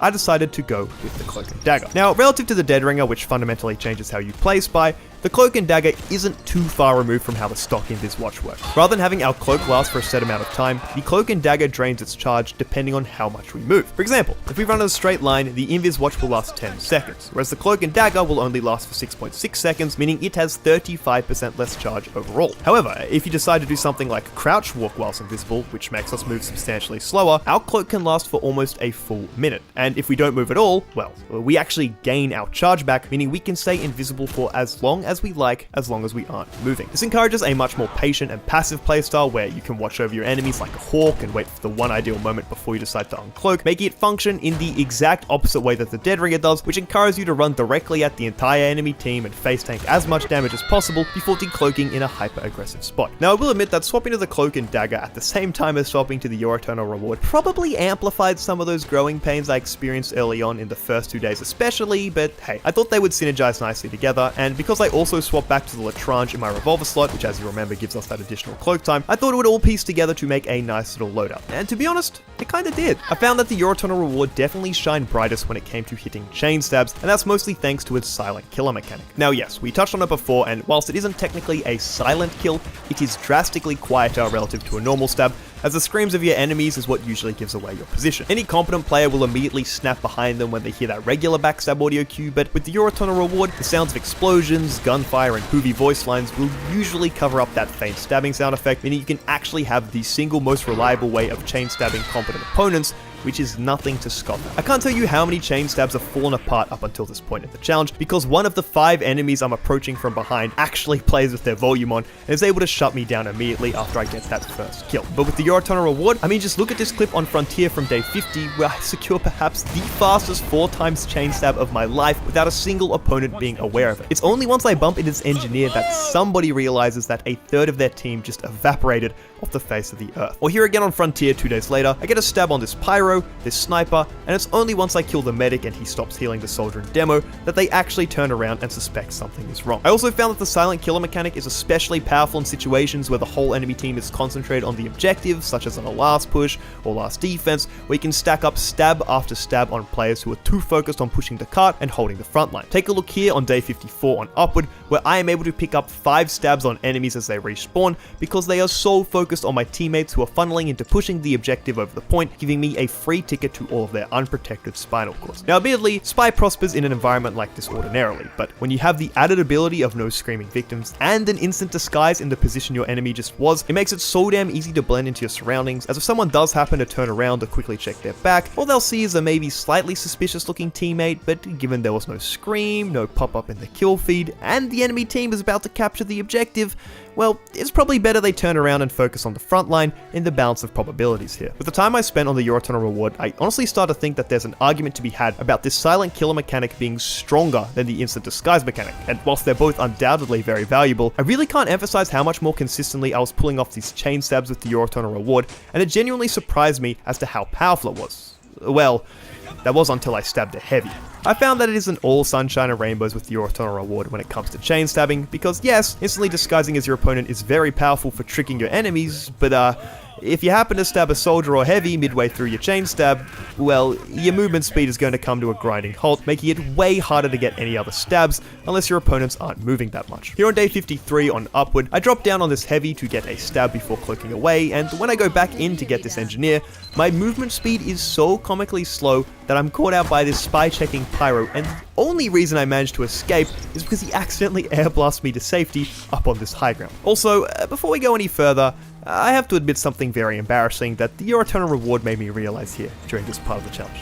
You know how I was just talking about stabbing heavies and moving slower as a byproduct? Well, when you play Spy normally, you tend to disguise as classes like Scout, Medic, or Spy, so you can maintain your movement speed as you move around the map. Makes sense, right? Well, because I never really had a reason to disguise as slower classes like Soldier or Heavy in the past until using the Eurotunnel reward, it led to perhaps the most embarrassing moment of my TF2 career, and let me just explain how the cogs turned in my brain here. You can see I have recently stabbed a soldier and am therefore disguised as him, meaning I move slower around the map with his base movement speed. So I think, okay, I wonder if Soldier can make this jump here on Frontier, and oh my god, he can? Well, whatever, I flank around only to get caught out by this engineer, so I immediately run away and go invisible, but as I do this I realize, I'm moving kinda quickly right now. So I decloak to get the health and ammo packs, and then you can see my realization in real time as to one of Spy's core cloaking mechanics. Oh, wait, when you're invis... Is that... You keep the... Oh, I have just learned a core Spy mechanic. What? When you're invis, like, as a class that you're like a soldier with lower movement speed, you walk at Spy speed when you're invis. Dude, yeah, you didn't know that. Haven't you been playing Spy for 50 days? Dude, yeah, I only disguise as Medic, Scout, and Spy, so I don't lose my movement speed. Oh my god. That's crazy. So, yeah, I'm not proud to admit it, but after more than 4,000 hours in TF2, it was only in that very moment that I learnt that you don't maintain the slower movement speed of classes like Heavy and Soldier when you go invisible, and you actually revert to Spy's default movement speed when no one can see you. Yeah, I know, thank you, I'm very talented, and deeply grateful for my platform where I educate people about a game that I seem to know nothing about. I always just assumed you would move slower whilst invisible too when you had a slower disguise equipped, but nope, it only took me half a year's worth of hours in this video game to learn that fundamental mechanic. Anyway, with that genuinely awful experience out the way, I think one of the best things that the Eurotunnel reward and Cloak and Dagger combo taught me during this block of the challenge was patience, which was a bit of a drastic shift to what I had been doing for the last 30 days straight. I had been placing a greater emphasis on trick stabs, using the dead ringer aggressively, and trying to farm as many kills as possible for almost a month now, but with these two guys equipped, I noticed that the way I played Spy shifted drastically. I spent a lot more time invisible, just standing still and becoming fully aware of my environment around me. It began to teach me to focus on respawn times more, to know when opponents would be coming, and playing so passively just ended up giving me a new perspective to approach Spy from. You know, you don't always have to force plays where the situation isn't going to work out, which I sometimes found myself doing under the guise of limit testing when I had the Dead Ringer equipped. And whilst I think that is important to improving at the game, so is patience when it comes to Spy. Take a look here on day 54, where I spend more than 30 seconds invisible to ensure that 1, the enemy team is fully distracted when pushing the cart around the corner, and 2, no one is respawning at that moment, meaning that I wouldn't be randomly flanked before I reach my opponent. And look, 1 stab on the heavy, and 1 stab on the soldier. See, I swear, patience can be cool, guys. And look here again on Frontier. Wait, Frontier again? Why is every clip been on... Anyway, it was day 50 and I see a pyro come around the corner with overheal, and I know this because of the little particles coming off him, meaning I have to hold off my attack for a few seconds as the medic isn't going to be too far behind, and lo and behold, my patience is rewarded with 2 nice stabs. Had I pushed earlier, that demo would have eradicated me, so reading your environment and playing patiently is vital to succeeding on Spy, until you're invisible in a corner for 40 seconds just to die to a random crit before you can do anything. Yeah, no, that happened. On P here on day 53, I was literally invisible for close to 50 seconds before a demo man was able to cave my head in with a critical VB long neck swing. I guess that is the risk you always run whilst playing Spy, and if you try to plan for literally every possible variable, something will still manage to come up and fuck you over, no matter how patiently you're playing. I will say that I definitely prefer the more aggressive playstyle, just because it's a lot more mechanically engaging than, well, sitting in a corner for minutes at a time, but I'm really glad I got to use the Eurotunnel reward for a little section of the challenge here, because it gave me some valuable perspective on the other ways you can play Spy, and it really did exceed my expectations. Honestly, I might have to revisit this weapon sometime in the future, because I really think it does have the potential to be a pretty damn good side grade. But anyway, as I predicted at the start of this segment, the Eurotunnel reward was going to be shelved as soon as it hit 1,000 kills, and that happened on the end of day 54, meaning we have ticked yet another weapon off the list. But El Maxo, you might be saying to yourself, what did you do for the rest of this 10-day block if you already got 1,000 kills by day 54? Well, my mentality at this point in the challenge was to tick off all the, how do I put it, less desirable Spy unlocks so that I could spend time focusing on one specific loadout for the final stretch of the challenge and get really good at using whatever that was. And let's just say there's weapons like the Eurotunnel reward, like the Spycicle, and like the, oh god, Enforcer, which I need to get up to 1,000 kills before I could start grinding one loadout exclusively. And so, that brings us to the final knife which we had to reach 1,000 kills for the challenge, and that was the Spycicle. Now don't worry, I'm not going to go anywhere near in depth on this unlock as I did for the Eurotunnel reward, partially because we've already talked about it, and partially because it's, well, kind of boring. Now, it's not to say it's bad, actually far from it, because I ended my time with the Spycicle with a KD of 2.61, which is the highest I had out of any of the knives for the challenge so far, and that's because I learned it's a super safe pick. When you pair it with something like the Dead Ringer and Latrange, you become an absolute defensive beast who can escape easily from situations you would otherwise die in. But remember, as I mentioned before during our gun Spy days, this comes at the cost of having your stabs absolutely cucked every once in a while by some cross-map flame particle that melts your Spycicle because the hitbox is stupid,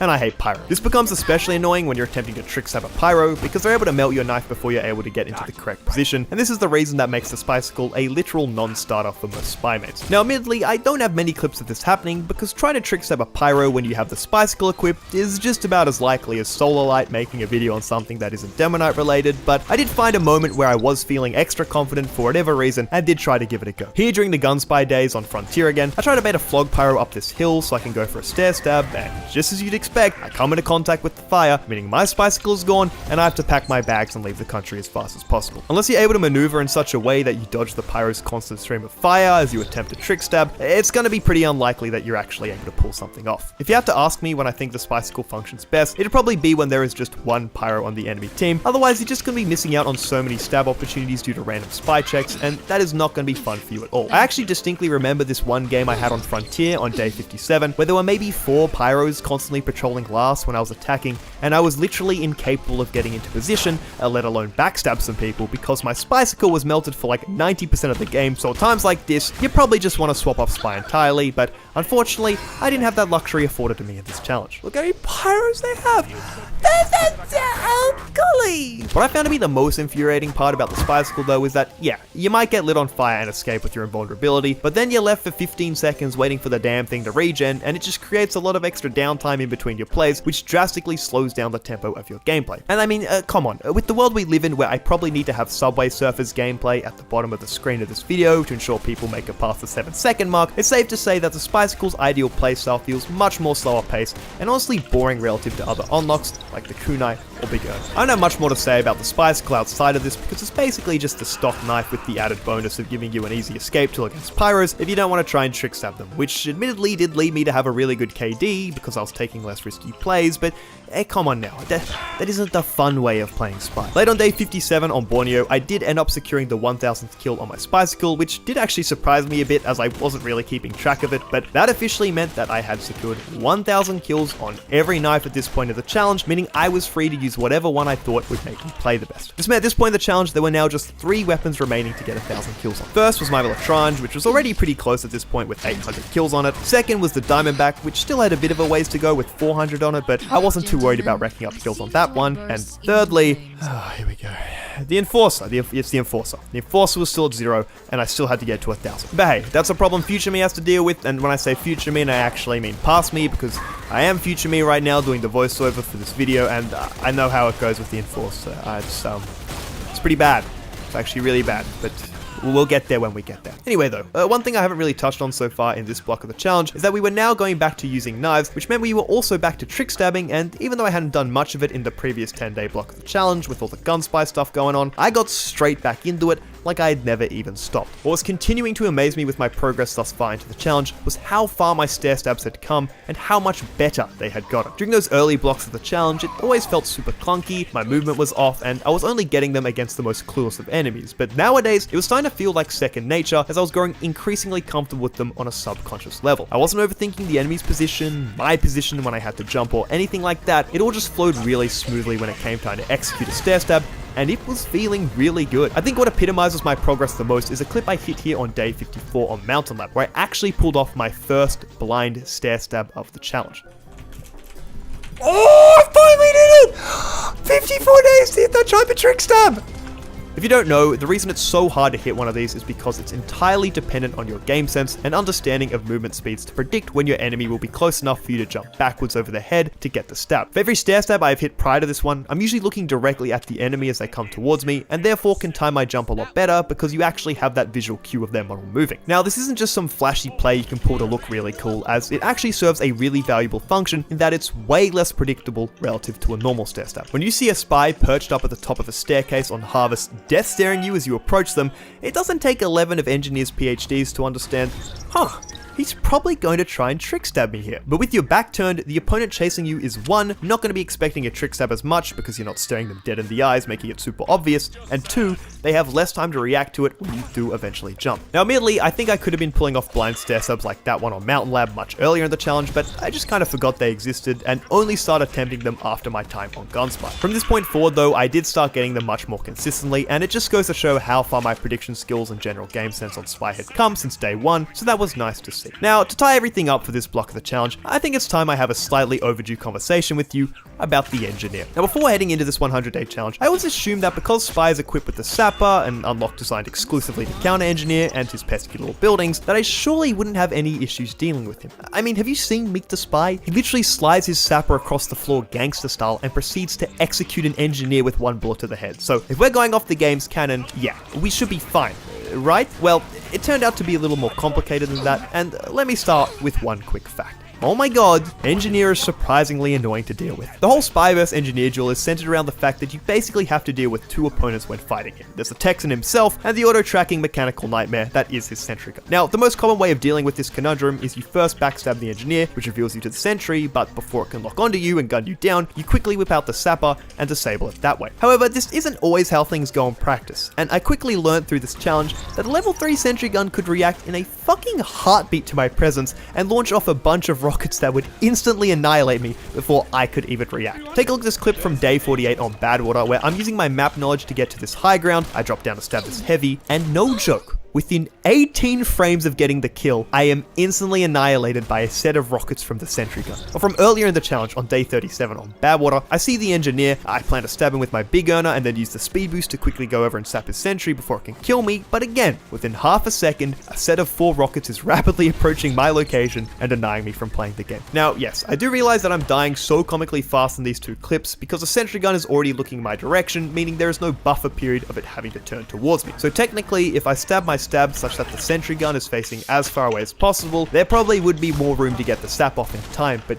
god, you already have to juggle like 200 variables of spy with knowing where each player on the team is, the level of health, their movement pattern, what health packs are up, and all that other garbage. So the last thing I want to be conscious of before I go in for a gangster ass play is the fucking degree of rotation that the sentry is facing to make sure I don't get nuked the frame after I get a backstab. This is also kind of embarrassing to admit, but I also seem to have a slight issue with the act of actually placing my sapper on an engineer's buildings as spy. I know this sounds weird, but I have a frightening amount of clips where I would look in a sentry's direction with my sapper equipped, but for whatever reason, I wouldn't actually place it down. Look here on Dust Bowl, all the way back from day 2 of the challenge, where I find myself in a super advantageous spot whilst invisible. So I drop down to get some stabs, go to sap the sentry so I don't die immediately, but I don't actually place it, and die immediately after my first stab. You can actually hear the immense disbelief in my voice from my live reaction. I sapped it, I literally sapped it, this game should pop. And look, I would love to say that this got better over time, but no, it didn't really. There is so much footage of me being unable to sap stationary targets, and it does make me slightly concerned for my own mental well-being watching these back in retrospect. And god, whilst we're on the topic of my mental well-being, don't get me started on situations where there happens to be multiple engineers with multiple sentries, because if there's one thing that made me angry beyond belief in this challenge, it was this. I'm going to spare you my hour-long rant on this topic for the sake of brevity. Well, I mean, the video's probably going to be 4 hours long already, but just know that if you're in a situation like Badwater Last, where one sentry is under map room and one sentry is at bottom, what are you supposed to do? If you stab and sap one of them, the other sentry will gun you down, and all their teammates will snuff you out and murder you too, and by the time you respawn and come back, that fucker already has another level 2 sentry up again, so you basically become the TF2 equivalent of Sisyphus rolling the boulder up the hill in an eternal loop of trying to kill sentry guns. The only thing that can save you from this endless cycle is of course your own teammates and organizing a coordinated push, but come on, let's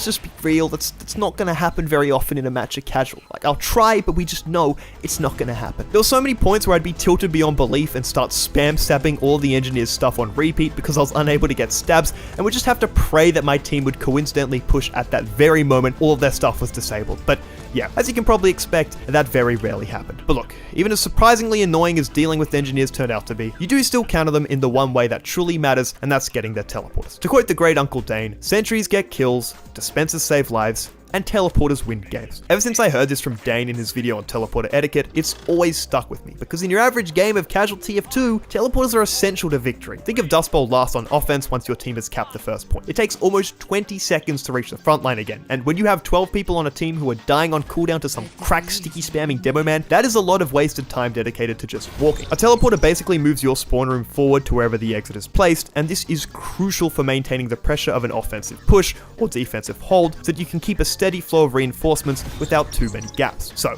when you give one class in the game a watch that allows them to go invisible behind the enemy team without them realizing, and a tool that can disable and slowly drain the health of engineers' buildings, you've just introduced one hell of a counter. And to be honest with you, this might be the single most objectively useful thing you're able to do for your team as spy. It's something I focused on especially hard in the early days of the challenge, as I'd start any round on offense off with disguising as a spy, going invisible, maneuvering behind their entire team, and then sapping and shooting down any of their teleporter entrances at their spawn door. I even remember a specific instance on Borneo on day 11 where I managed to get behind only to be greeted by 5 teleporter entrances at their team spawn. This clip also serves as a great example of why you have to be careful of respawn times when you go into destroy tele entrances, as you can potentially be gunned down in an instant by some random dude who happens to respawn at an unfortunate time. Make sure you use your scoreboard to see how recently enemies have died and plan accordingly, otherwise you may get caught out in a pretty embarrassing fashion. Honestly though, dying to get 1 or 2 teleporter entrances is 100% worth it, as your respawn time of say 8 seconds pales in comparison to the 15 to 20 seconds of extra walking everyone who dies on the enemy team is now now going to have to embark on as they respawn. Even though this was something I knew going into the challenge, if there's one single bit of advice I could bestow upon you from this entire video, it's to make sure you target teleporters, because they genuinely win games if they're not dealt with, and you are the best class in the game to destroy them. But let's be real, destroying stationary targets with our sapper isn't all that exciting when it comes to the engineer matchup, but do you want to know what is? Absolutely dunking on that stupid dumb Texan in 1v1s, and there are two main ways we can go about this. Number one is the big brain Sigma mental outplay, or two, the flashy mechanical trick stab path. So to explain the first option, I actually have a question for you. If you're playing engineer and hear that your sentry is being sapped, what are you going to do in response? Unless you're some Buddhist monk who believes in detaching themselves from all material things, you're probably going to beeline to your building and remove the sapper, right? I mean, it only makes sense. If you're close enough to fix it, why wouldn't you? Well, as a spy player, I quickly realized in this challenge that we can actually prey on this primal response in the monkey brain of engineer players, because it makes it super easy to predict their movement and where they are likely to path towards. Let me show you a clip so it makes sense. This was from day 7 on Mountain Lab, and I spot the enemy engineer tending to his sentry, so I decide to sap his teleporter to force him to come and repair it, meaning I can now flank around him whilst visible, decloaking behind him and securing a really nice stab on him because his movement was so telegraphed. Or again, here on day 35 on Pier, I'm not entirely sure where the NG is, so I sap his tele and dispenser to force him to reveal himself, and I then jump up on this high ground, leading to a nice drop stab moments later when he attempts to remove the sapper. Look, the only thing I'm going to say about these two clips is that the so-called free thinkers, when they hear Spies sapping my sentry, these are genuinely some of the most rewarding plays I pulled off whilst playing Spy in this challenge, because it just demonstrates a deep understanding of the game, and hey, I think it's pretty cool when you do that. Now I will admit these aren't necessarily the most flashy type of play to pull off, and that's where our second option comes into this, and it's the mechanical outplay. I touched on this before, but if you're not aware, as an enemy spy, you are able to crouch jump onto any of Engineer's buildings for a nice little height boost, which yes, does instantly give away the fact we're a spy because allies aren't able to collide with buildings, but it does provide for a great vantage point to trick stab enemies from. Now I will admit that these clips I'm about to show you are from today's challenge, which we haven't covered yet, but it does make sense because if you remember my ability to do basic trick stabs earlier in the video,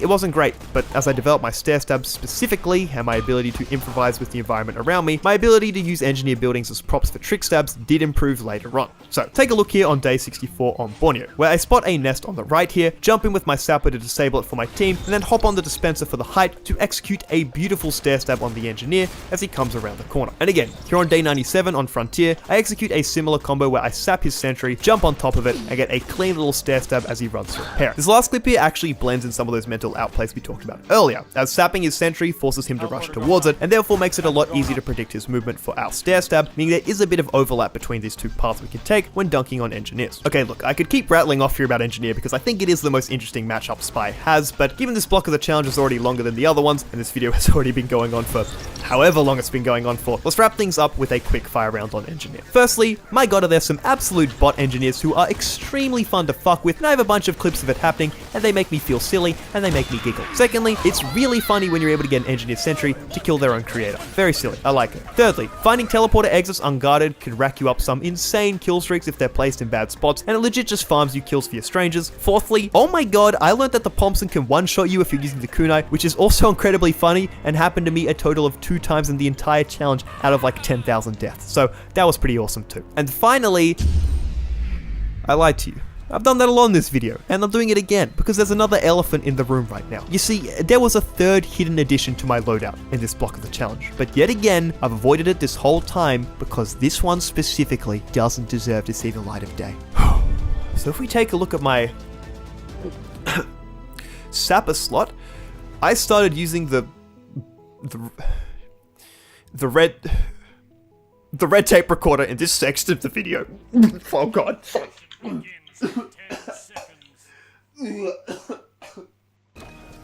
Sorry about that, even mentioning this thing triggers a visceral reaction in my intestines. Okay, well, the red tape recorder doesn't feel dirty to use like the Diamondback does, it instead just feels bad to use, because, it is bad.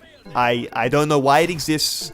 I'm barely going to talk about it because I know this is the 100 Days of Spy challenge, so I feel obliged to at least mention it. Okay, basically, the point of the red tape recorder existing is that it de-levels an engineer's building as it saps it, which is actually a really cool concept. So if we apply it to their level 3 sentry, for example, and it takes them too long to get to it, but the time they do eventually repair it, it'll be level 2, or potentially even a level 1 sentry, meaning they have to sink a bunch more resources into it to get it back to where it was. Okay, that sounds kind of cool. So what's my big issue here? Well, I'm gonna show you one clip, alright? I'm not gonna edit it. You're just gonna watch it and you tell me what happens, okay? Okay.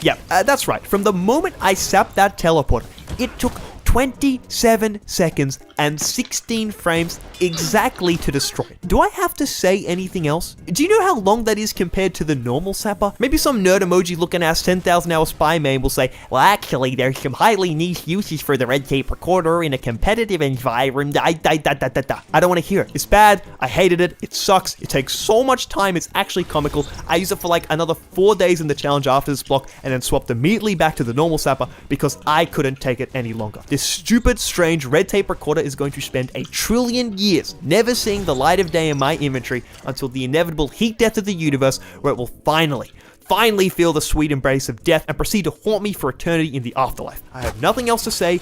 I don't care if I'm being stubborn, and it actually might have some practicality, because it doesn't. It sucks. I hate it. Go away. Please leave me alone. And there we have it. Just a normal guy wrapping up this normal section of his normal video who didn't just rant about an item in a game for like 3 minutes. So, hey, let's take a look at the numbers for this block of the challenge. I accumulated a total of 2,235 kills and died 946 times, leading to a record high KD of 2.36. But because this block had two distinct sections where I used the Eurotunnel reward for one half and the Spicicle for another, the numbers are slightly different. With the Eurotunnel reward, I got a total of 1,079 kills and died 502 times, leading to a still really impressive KD of 2.15, but it was actually with the Spicicle that I put up some LeBron James level numbers, as we got a total of 1,159 kills and died just 444 times, leading to an insane KD of 2.61, which was my best in the challenge so far. That combination of the Spicicle and Dead Ringer really meant I wasn't dying much because of that crazy level of defensive utility, so I was really happy to see that high of a KD, and it actually made me consider the Spicicle a little bit more for the future. My spy time also increased from 166 hours and 52 minutes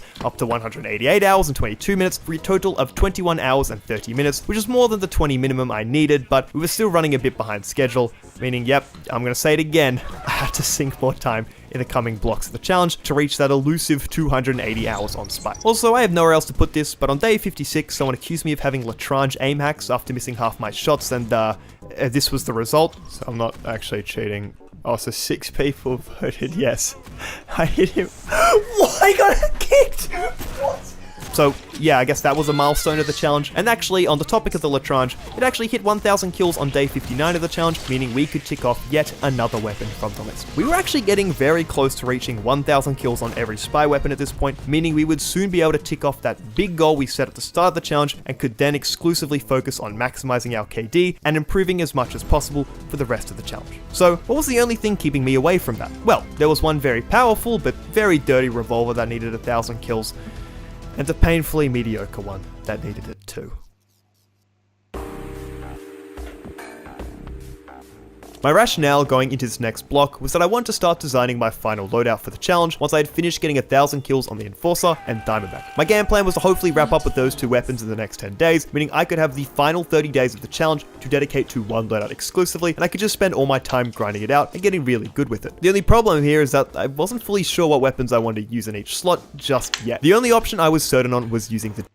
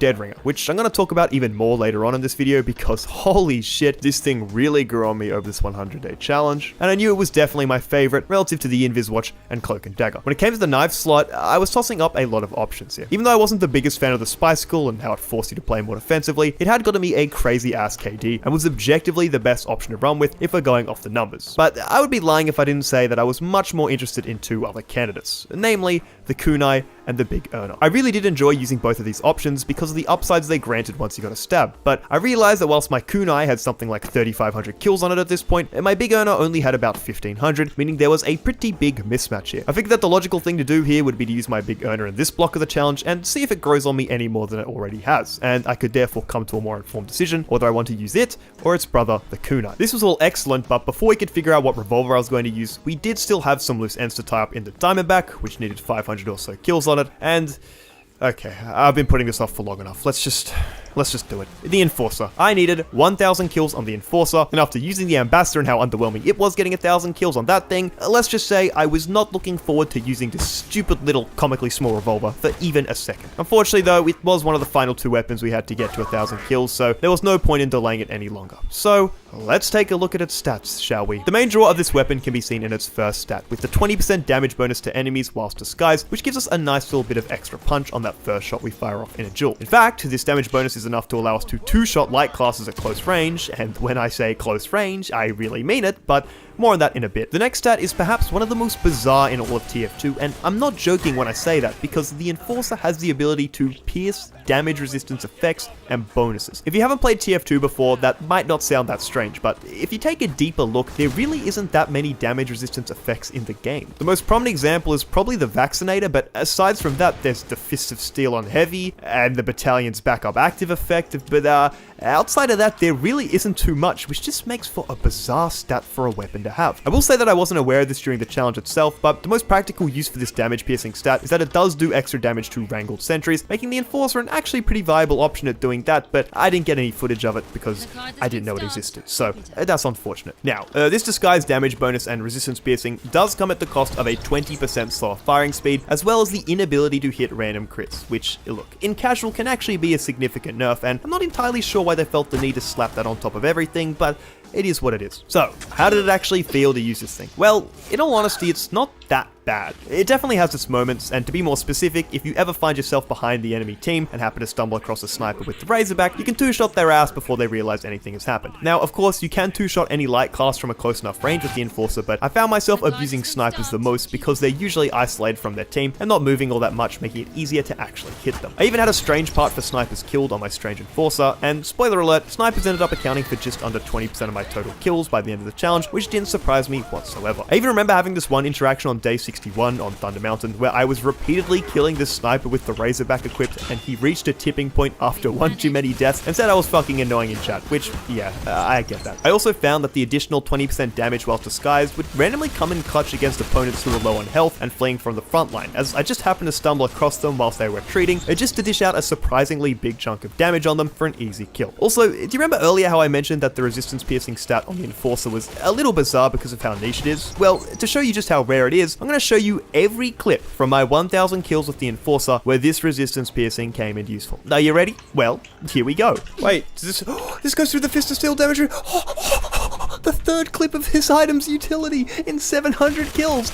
Yes! Yes! Yes! I mean, damn. Did you see how excited I was there? That is the overwhelmingly positive reaction of a man finally getting utility out of one of TF2's most niche mechanics. To be honest, I don't even know what the point of this stat is. It was a really awkward rework when they added this, and if Valve ever decides to provide TF2 with any support, I hope they take another look at this revolver, because it is genuinely bizarre in how it functions. But Elmaxo, I hear you say, you've been absolutely dreading having to talk about the Enforcer throughout this whole video, and to be honest, it sounds like you found the weapon to be fine, so what's your issue here? Well, I realized that I was getting Enforcer kills at a pretty slow rate by only using it passively, and to be honest with you, after what I went through with the Ambassador, I wanted this process of getting 1,000 kills to go as quickly as possible, which is why on day 64 of the challenge, where I only had 460 kills on it, I decided I was going to start using it exclusively as a really bad gun spy option and ignore my knife entirely. And this, my friends, is where my hatred stems for the painful mediocrity of the Enforcer, because this was the beginning of my insanity arc.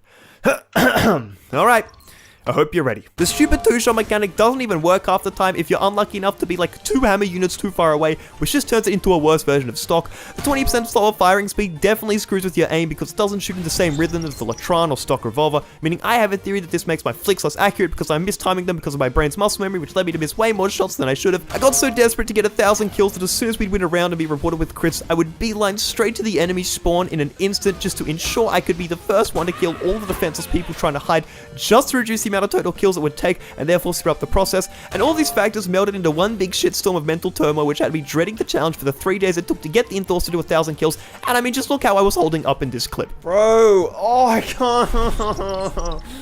Oh my god. Holy shit, if it was a knife it'd be fine, but fucking the Enforcer. It wasn't pretty, it sucked ass, it was super painful, and god, I hate the Enforcer. It's not even that bad. I just like out of principle and what you did. I don't like you. I don't like you. But ultimately, on day 66, in the warm-up for a turbine game of all things, I secured my last 2 kills necessary for 1,000, meaning we could tick off the second last weapon from our list. I rewatched my reaction I was editing this section, and oh my god, the genuine pain in my voice is so palpable, and I actually sound so exhausted. It's over.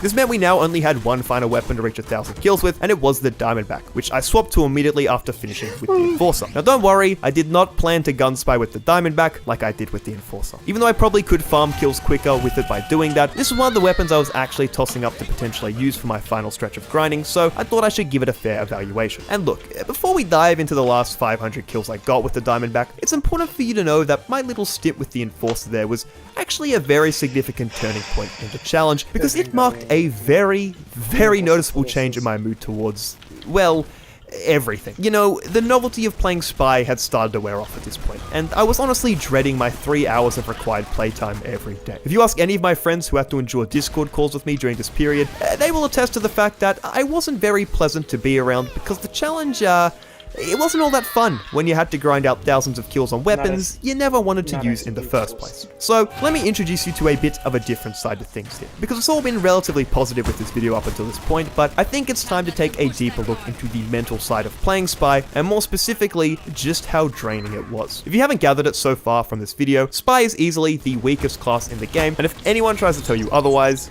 they are wrong. There's no competition here, and even though you have the potential to pop off as Spy and dominate whole servers, there's an equal and opposite possibility that you will be relentlessly spy checked by a gang of pyros for the entire game, making it physically impossible for you to do anything. There is no other class in the game other than maybe Medic who is so reliant on factors outside of your control to play well, and it makes for a really frustrating gameplay loop when you're going up against more competent players, and this was really starting to sink in after more than 2 months of playing Spy every day. I remember when I first started out on this challenge and was wanting to learn as much as possible, I would force myself into literally every situation to fast track my progress and the experience I gained, but I was now at a point where if I joined a server and died one too many times to a particular person or was just generally having a hard time flanking behind, I would simply disconnect and re-queue into a fresh game. This is actually really common amongst high-level Spy mains, and I noticed it a lot during the challenge because I would see the same people either shit-stomping a server and everybody on it with some crazy-ass KD, or they join a game, die a handful of times without creating much impact, just for me to see removed from match by system in chat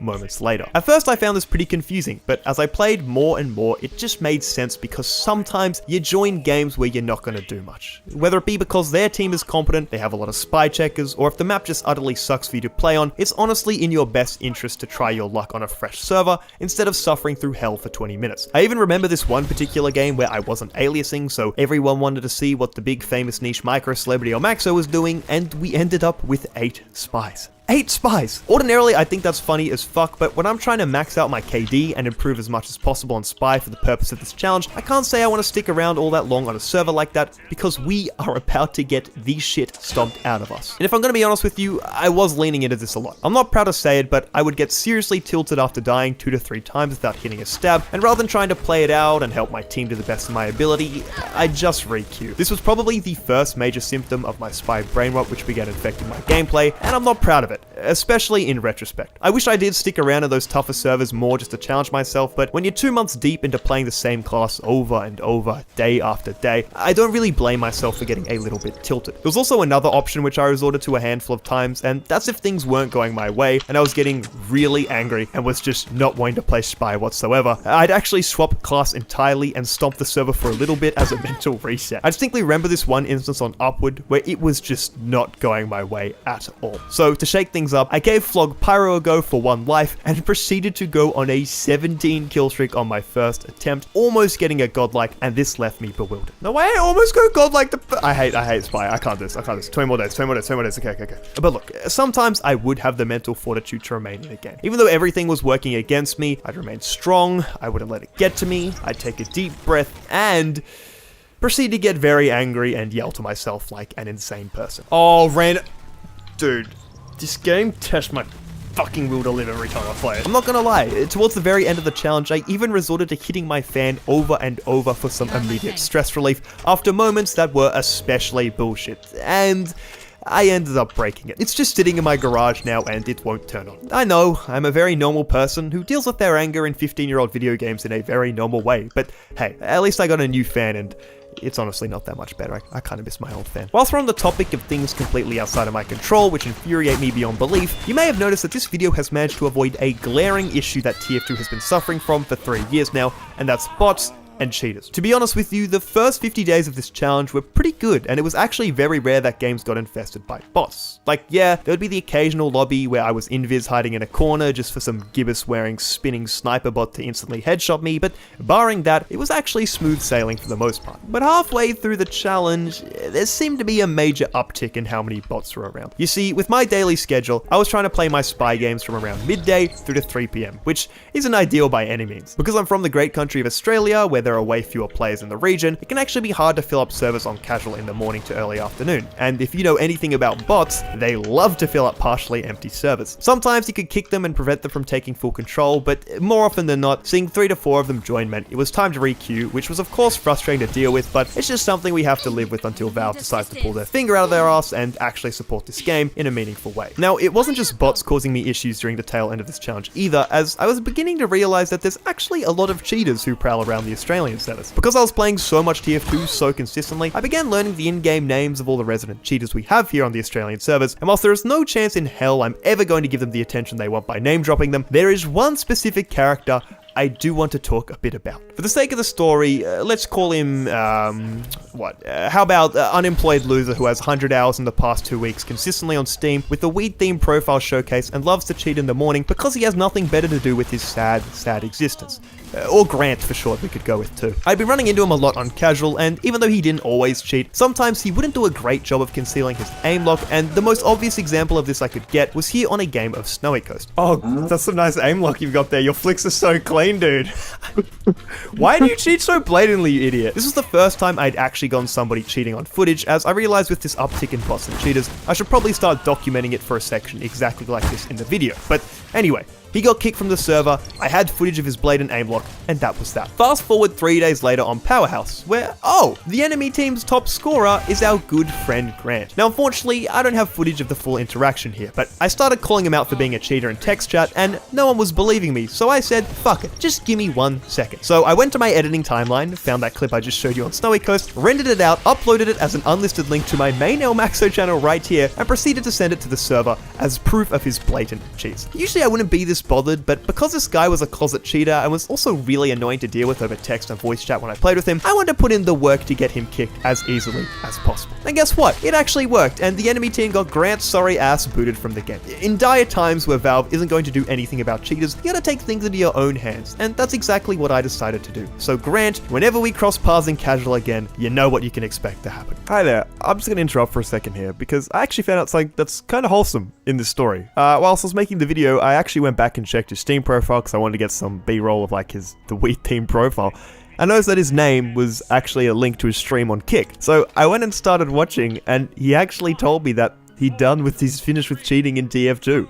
And he's now playing Face at CSGO, where you literally can't cheat because the anti-cheat. And I thought that was really wholesome. I talked to him for a second, and he was like, it seems like he's reformed. He's no longer cheating, which is actually, we love to see it. We love to see it. So thank you, Grant. I saw a name drop you, but God bless you. Okay, back to the video. With that delightful dose of pettiness out the way, I do want to wrap things up when it comes to how mentally draining it is to play Spy. I touched on it briefly before, but I truly understand why Spy mains get so frustrated playing this class because it is so reliant on so many factors you just cannot control. Oh, you got a single backstab on a sniper at the start of the round? Yeah, well, they're gonna swap to Pyro now and become your most dedicated hater by spy checking literally everything for the whole game. Yeah, unlucky. Or, oh, you've been chasing someone for a while and are moments away from hitting the stab, but oh, no, they've turned around at the last frame and you're now dead. That's tough, man. Or again, you're just trying to flank behind but have come across 3 pyros who are all spreading their flame particles onto literally every surface of the map to ensure you can't make a single play. I'm sure you'll be fine. It's little moments like this which make Spy so infuriating to play because I don't think any other class in the game gets this fucked over by random luck and chance. Because the nature of playing Spy is a binary in that you either get a stab or you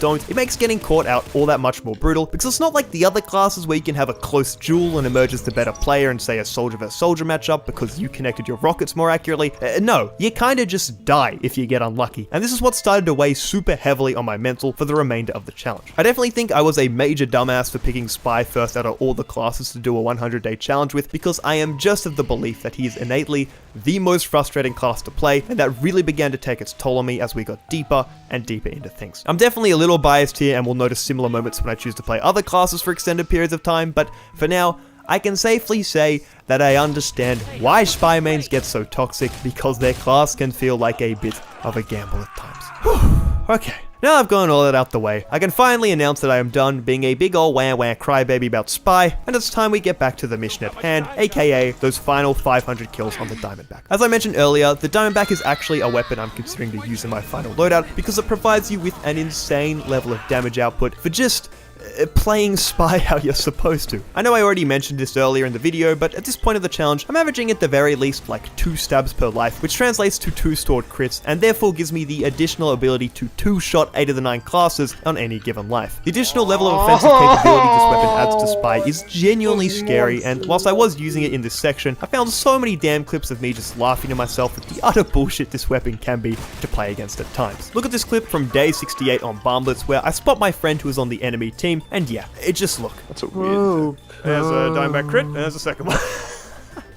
Well, I just don't think there should ever exist a world in which I, as a Spy, am able to fire 2 bullets at the second healthiest class in the game from this distance and come out on top. It even felt like there was a noticeable uptick in angry messages I got when I was trying to get my final kills on the Diamondback. I mean, just look here on day 71 on altitude, where I got a quick stab on this soldier, meaning I can 2-shot this sniper, and then I mean, I guess he's not entirely wrong, but it's honestly wild just how many people despise this weapon, and after using it for so much of this challenge, I could definitely understand why. Anyway, on day 71 on Frontier, my beloved, I hit a flick shot that didn't even look like it hit the scout in all honesty, but that was apparently enough to get my 1000th kill, meaning I had officially gotten every single Spy weapon to at least 1000 kills. We could finally tick off that goal we set over 70 days ago, and I'm not gonna lie, this felt fantastic. I had actually given every weapon a fair chance, and I can officially say that I have a pretty damn holistic understanding of Spy and his unlocks and all of their nuances now. Of course, I'm far from mastering any of these weapons, and knives like the Eurotunnel Reward and guns like the Ambassador do have a lot of untapped potential which would require tens of thousands of kills to unlock, but at the very least, I felt confident in my ability to select any loadout as Spy at this point, and I know I'd be able to do a good job for my team. Also, I hope it now makes sense as to why this section goes to a very awkward day 71 instead of 69, as it took a little extra time to get both my Diamondback and Enforcer to 1000 kills, but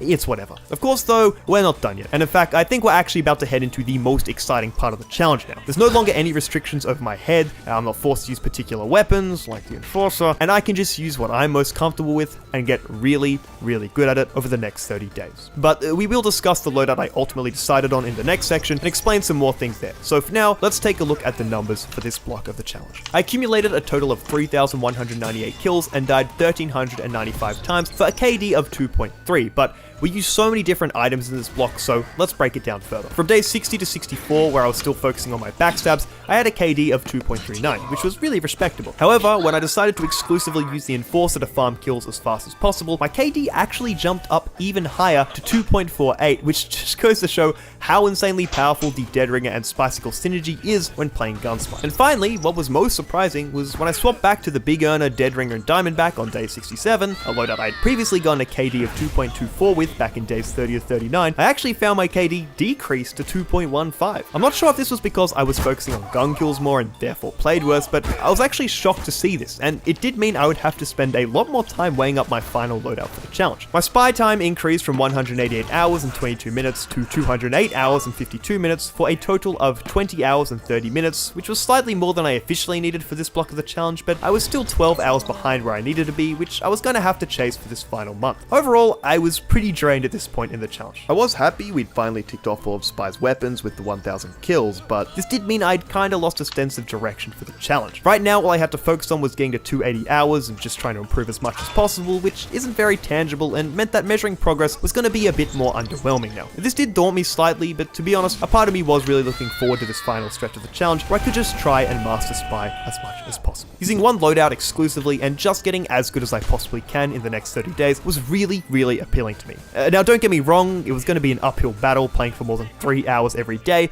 with the exact same loadout for a month, but it was going to be well and truly worth it because I was about to start pulling off some genuinely insane plays in this final stretch as everything came together.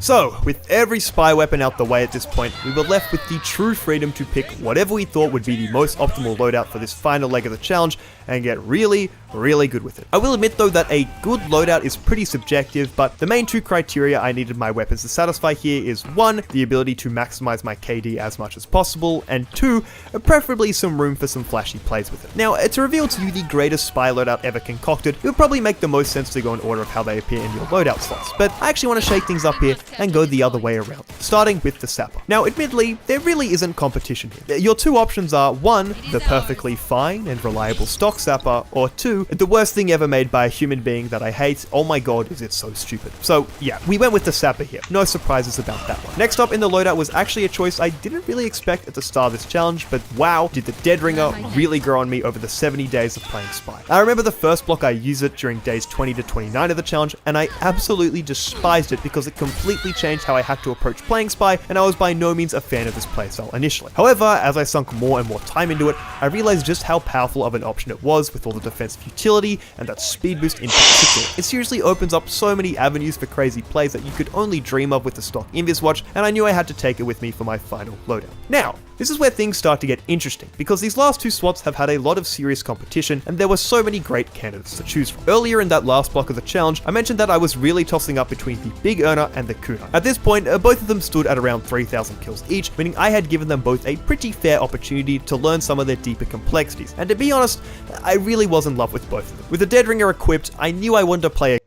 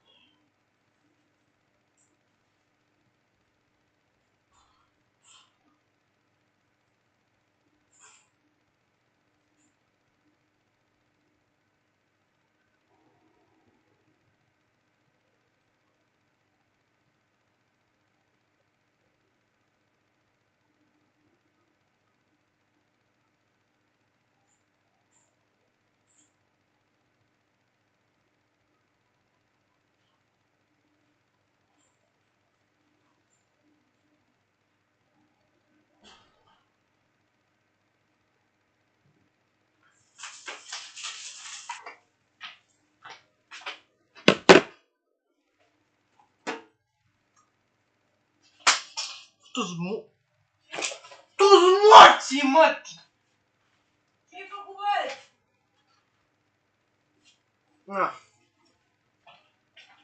Mi-a scăpat casca pe jos.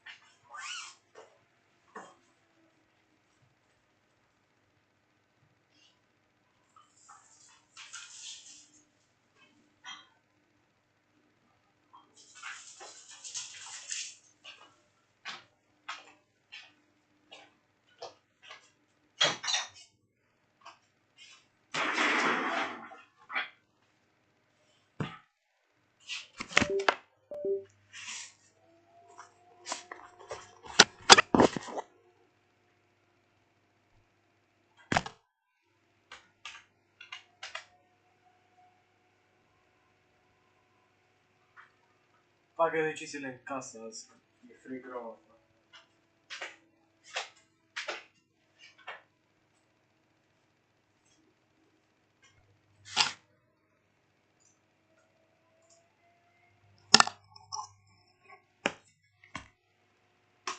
aggressively and go for a lot of trick stabs because I'd always have that get out of jail free card in my back pocket whenever I needed it. The question was though, which of these two options gave me a better chance of getting more kills while simultaneously dying less to maximize my KD as much as possible. And as much as I love that speed boost on the big earner and all the crazy potential that opens up, I think deep down I knew the kunai was exactly what I needed. Now don't get me wrong, I actually prefer the big earner and La mic? E aici, pe sub.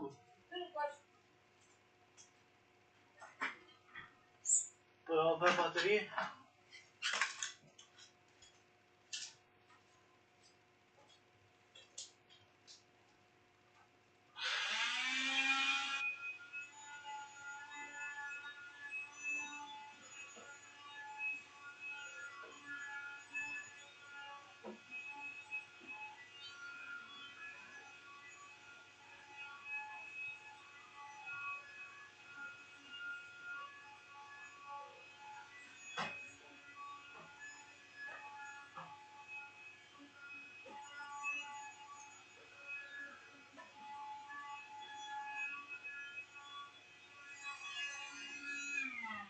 I think it is a much more fun option to play around with, but its biggest issue is that 100 HP threshold, which just leaves you super vulnerable. Now I know, the kunai has a base of 70 HP, but it only takes one stab for you to gain the tankiness of a soldier, which gives you so much more breathing room when it comes to either escaping if things are too hot, or choosing to play even more aggressive when you want to secure some stabs. And again, this isn't to say the big earner is bad. Its ability to gap close between stabs is unrivaled and makes for super flashy plays, but I just don't think that speed boost is anywhere near as consistent as the kunai's over here. Plus, one of the biggest things I wanted to hone in on in this last stretch of the challenge was improving my ability to trick stab my way through bigger groups of enemies, and having my health refreshed on every stab is a way more reliable buff to have compared to the speed boost. The big earner definitely would have put some work in, but the kunai was just too alluring, and I think it is the better option when it comes to maximizing my KD. Now, the final option we had to choose here was our revolver, and again, there was a lot of competition to sift through. There were two options I wanted to cross out immediately though, and that was firstly the Enforcer if I didn't make it obvious that I do not like this weapon throughout this video, and secondly the Ambassador, which I understand does have insane potential if you put in the time with it, but I don't think I was going to harness that in the remaining 30 days. This left us with three options: the stock revolver, the Lestrange, and the Diamondback. Now,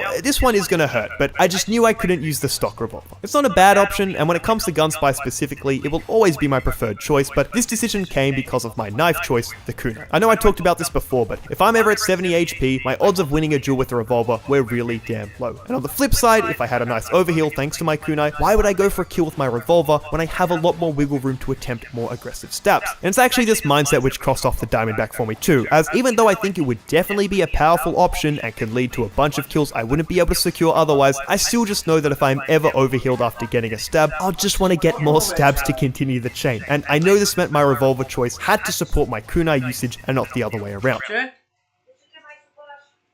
Todos.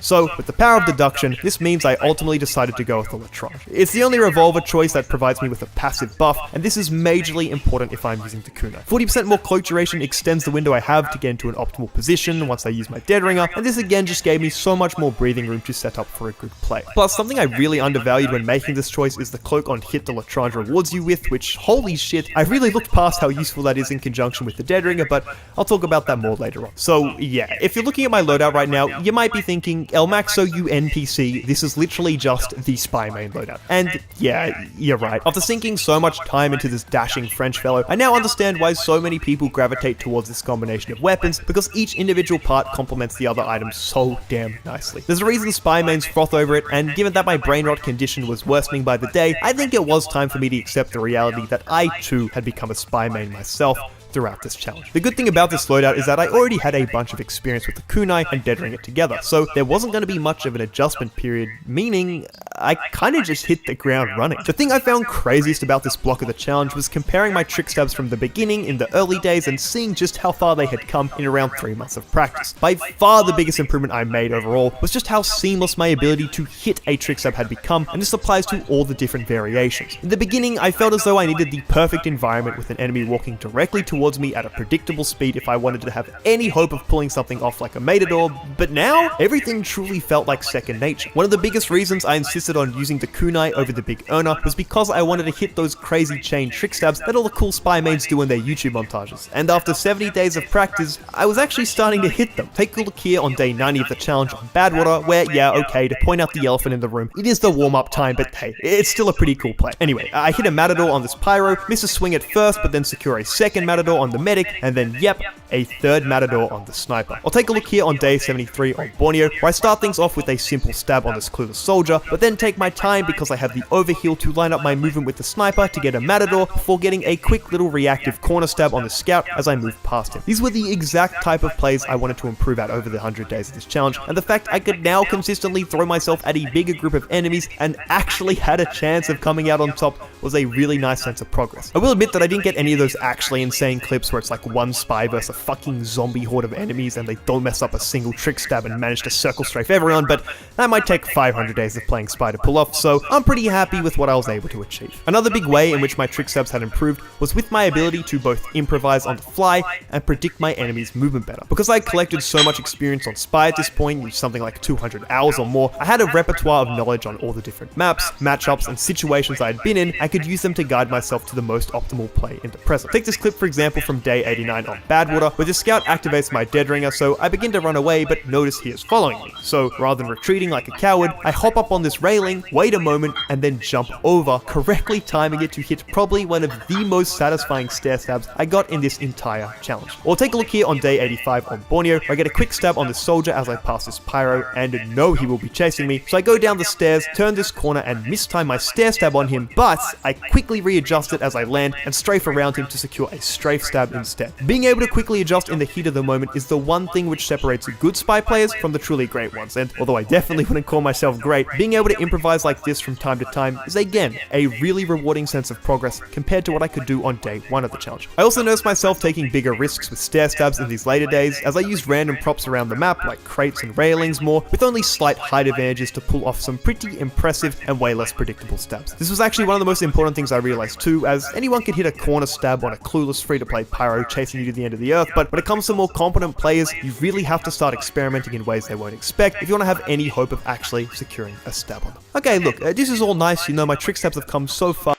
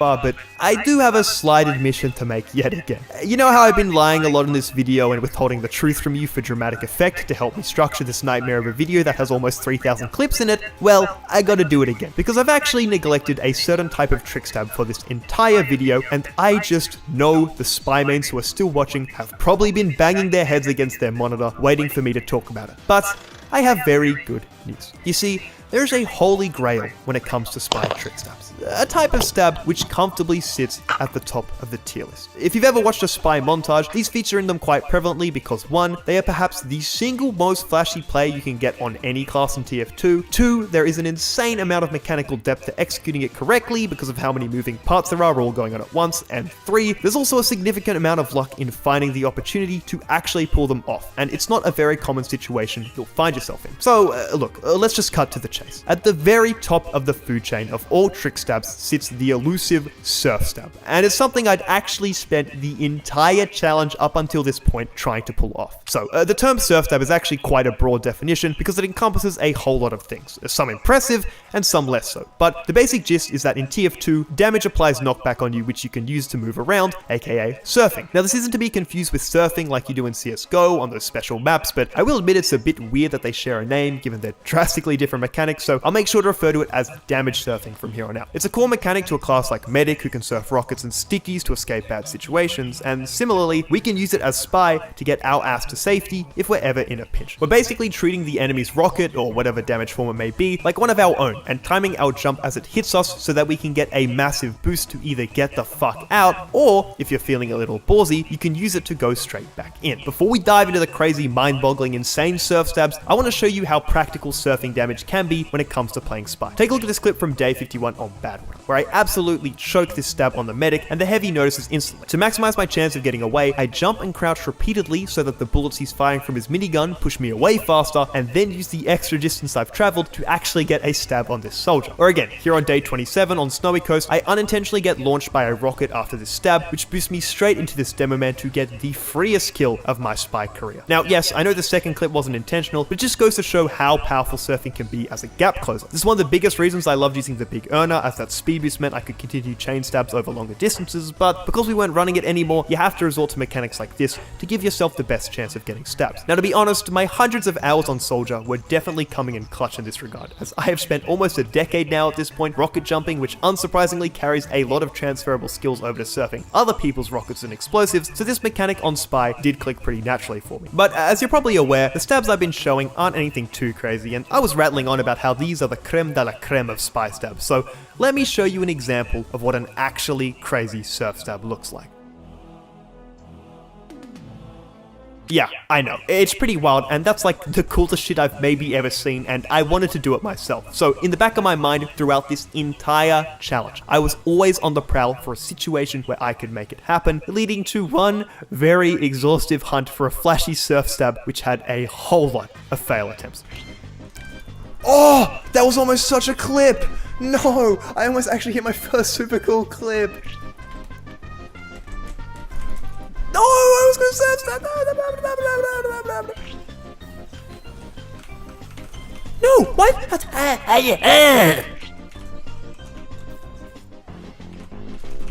No!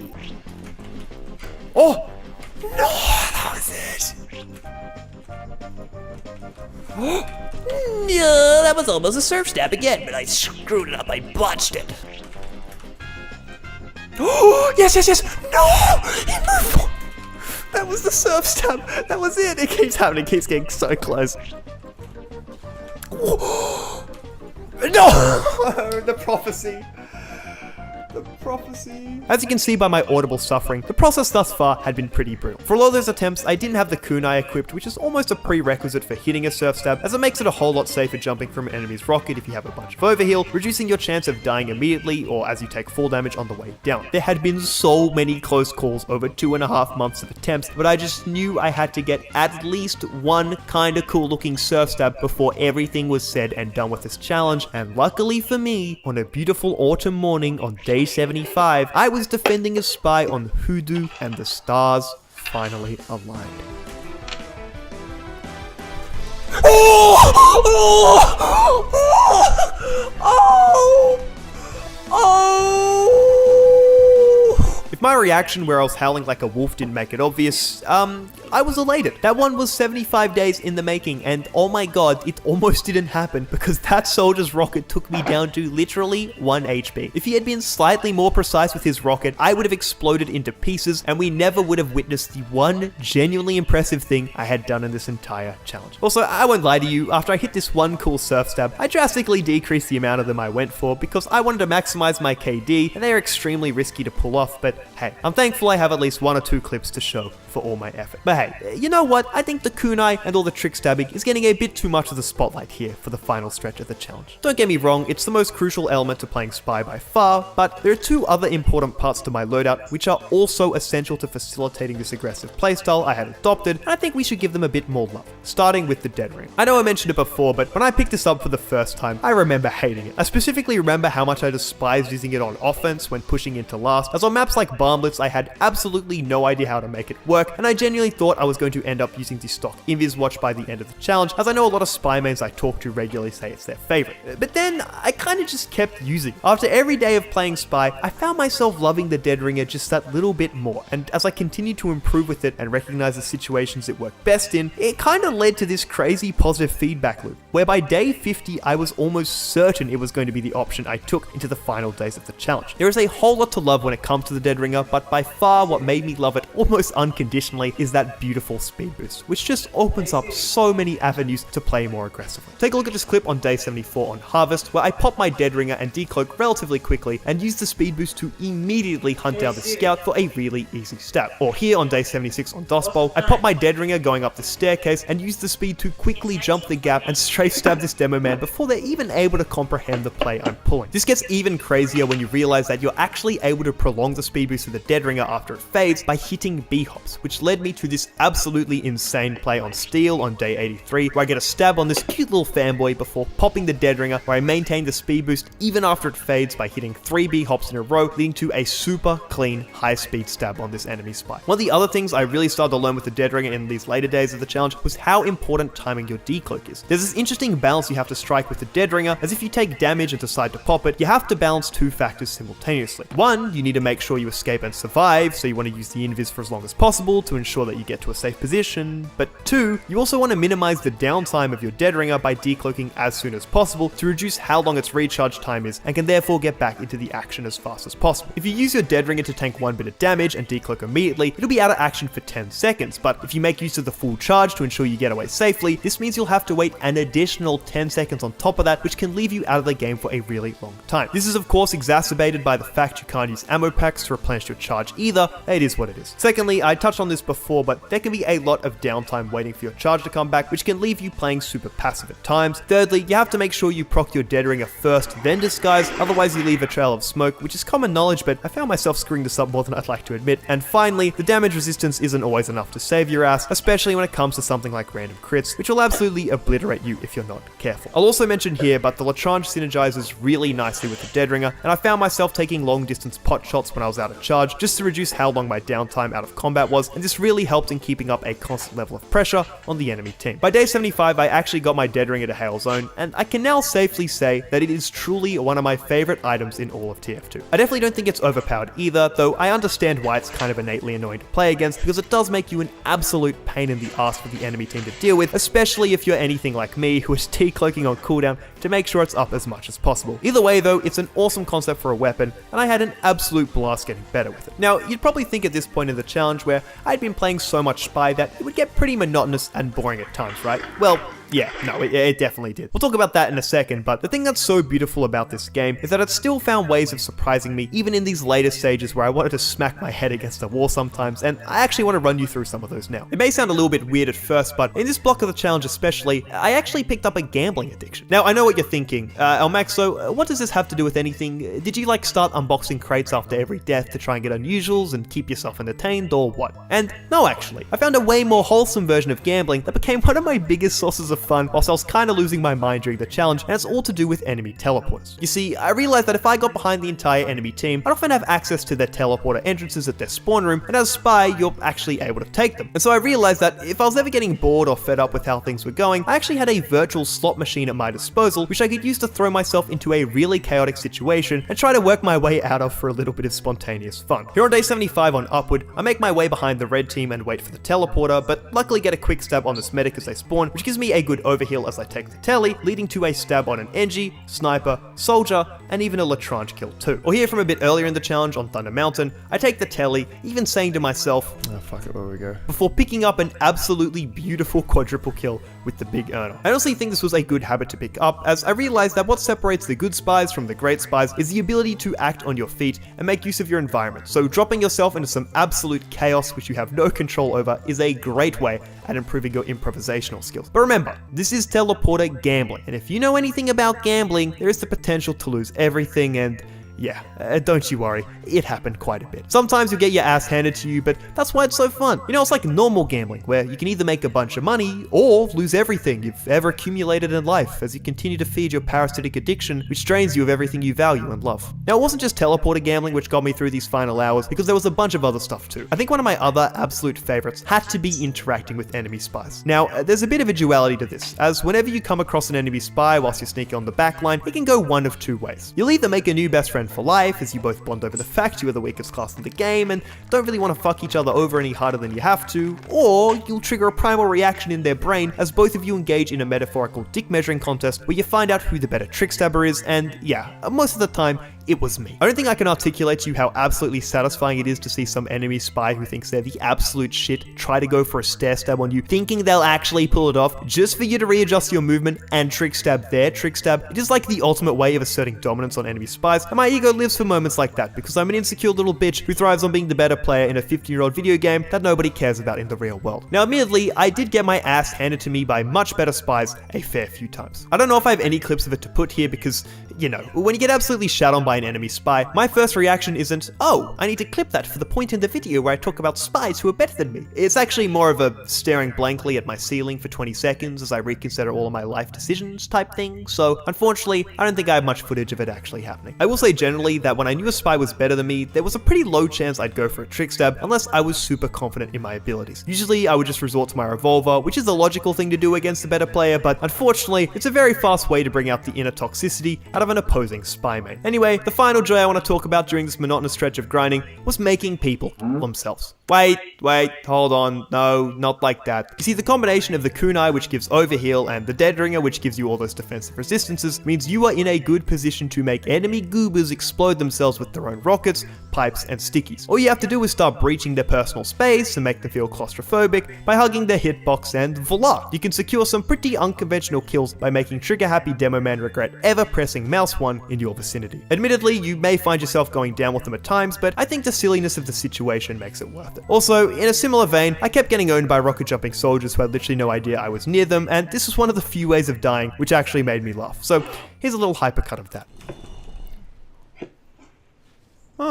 Anyway though, I mentioned it a bit in the last block of the challenge, but the mental side of things was definitely eating away at me at this point of the challenge. The first 2 weeks weren't too bad in this grind, and I was progressing at a nice pace, but I'd be lying if I said I wasn't losing my patience with everything. I had to forcefully drag myself to my PC to play each and every day, and it was usually at a time of day where my friends weren't around because they're not full-time YouTubers who can't afford to play TF2 at 11 AM on a Thursday, so a lot of this was done in solitude, and that is the last thing you need when you're hating every second of playing the game. It was super mentally taxing, and playing a class like Spy, who I know I've said 100 times now, is so dependent on so many external variables going in your favor, it just really stacks up. Around day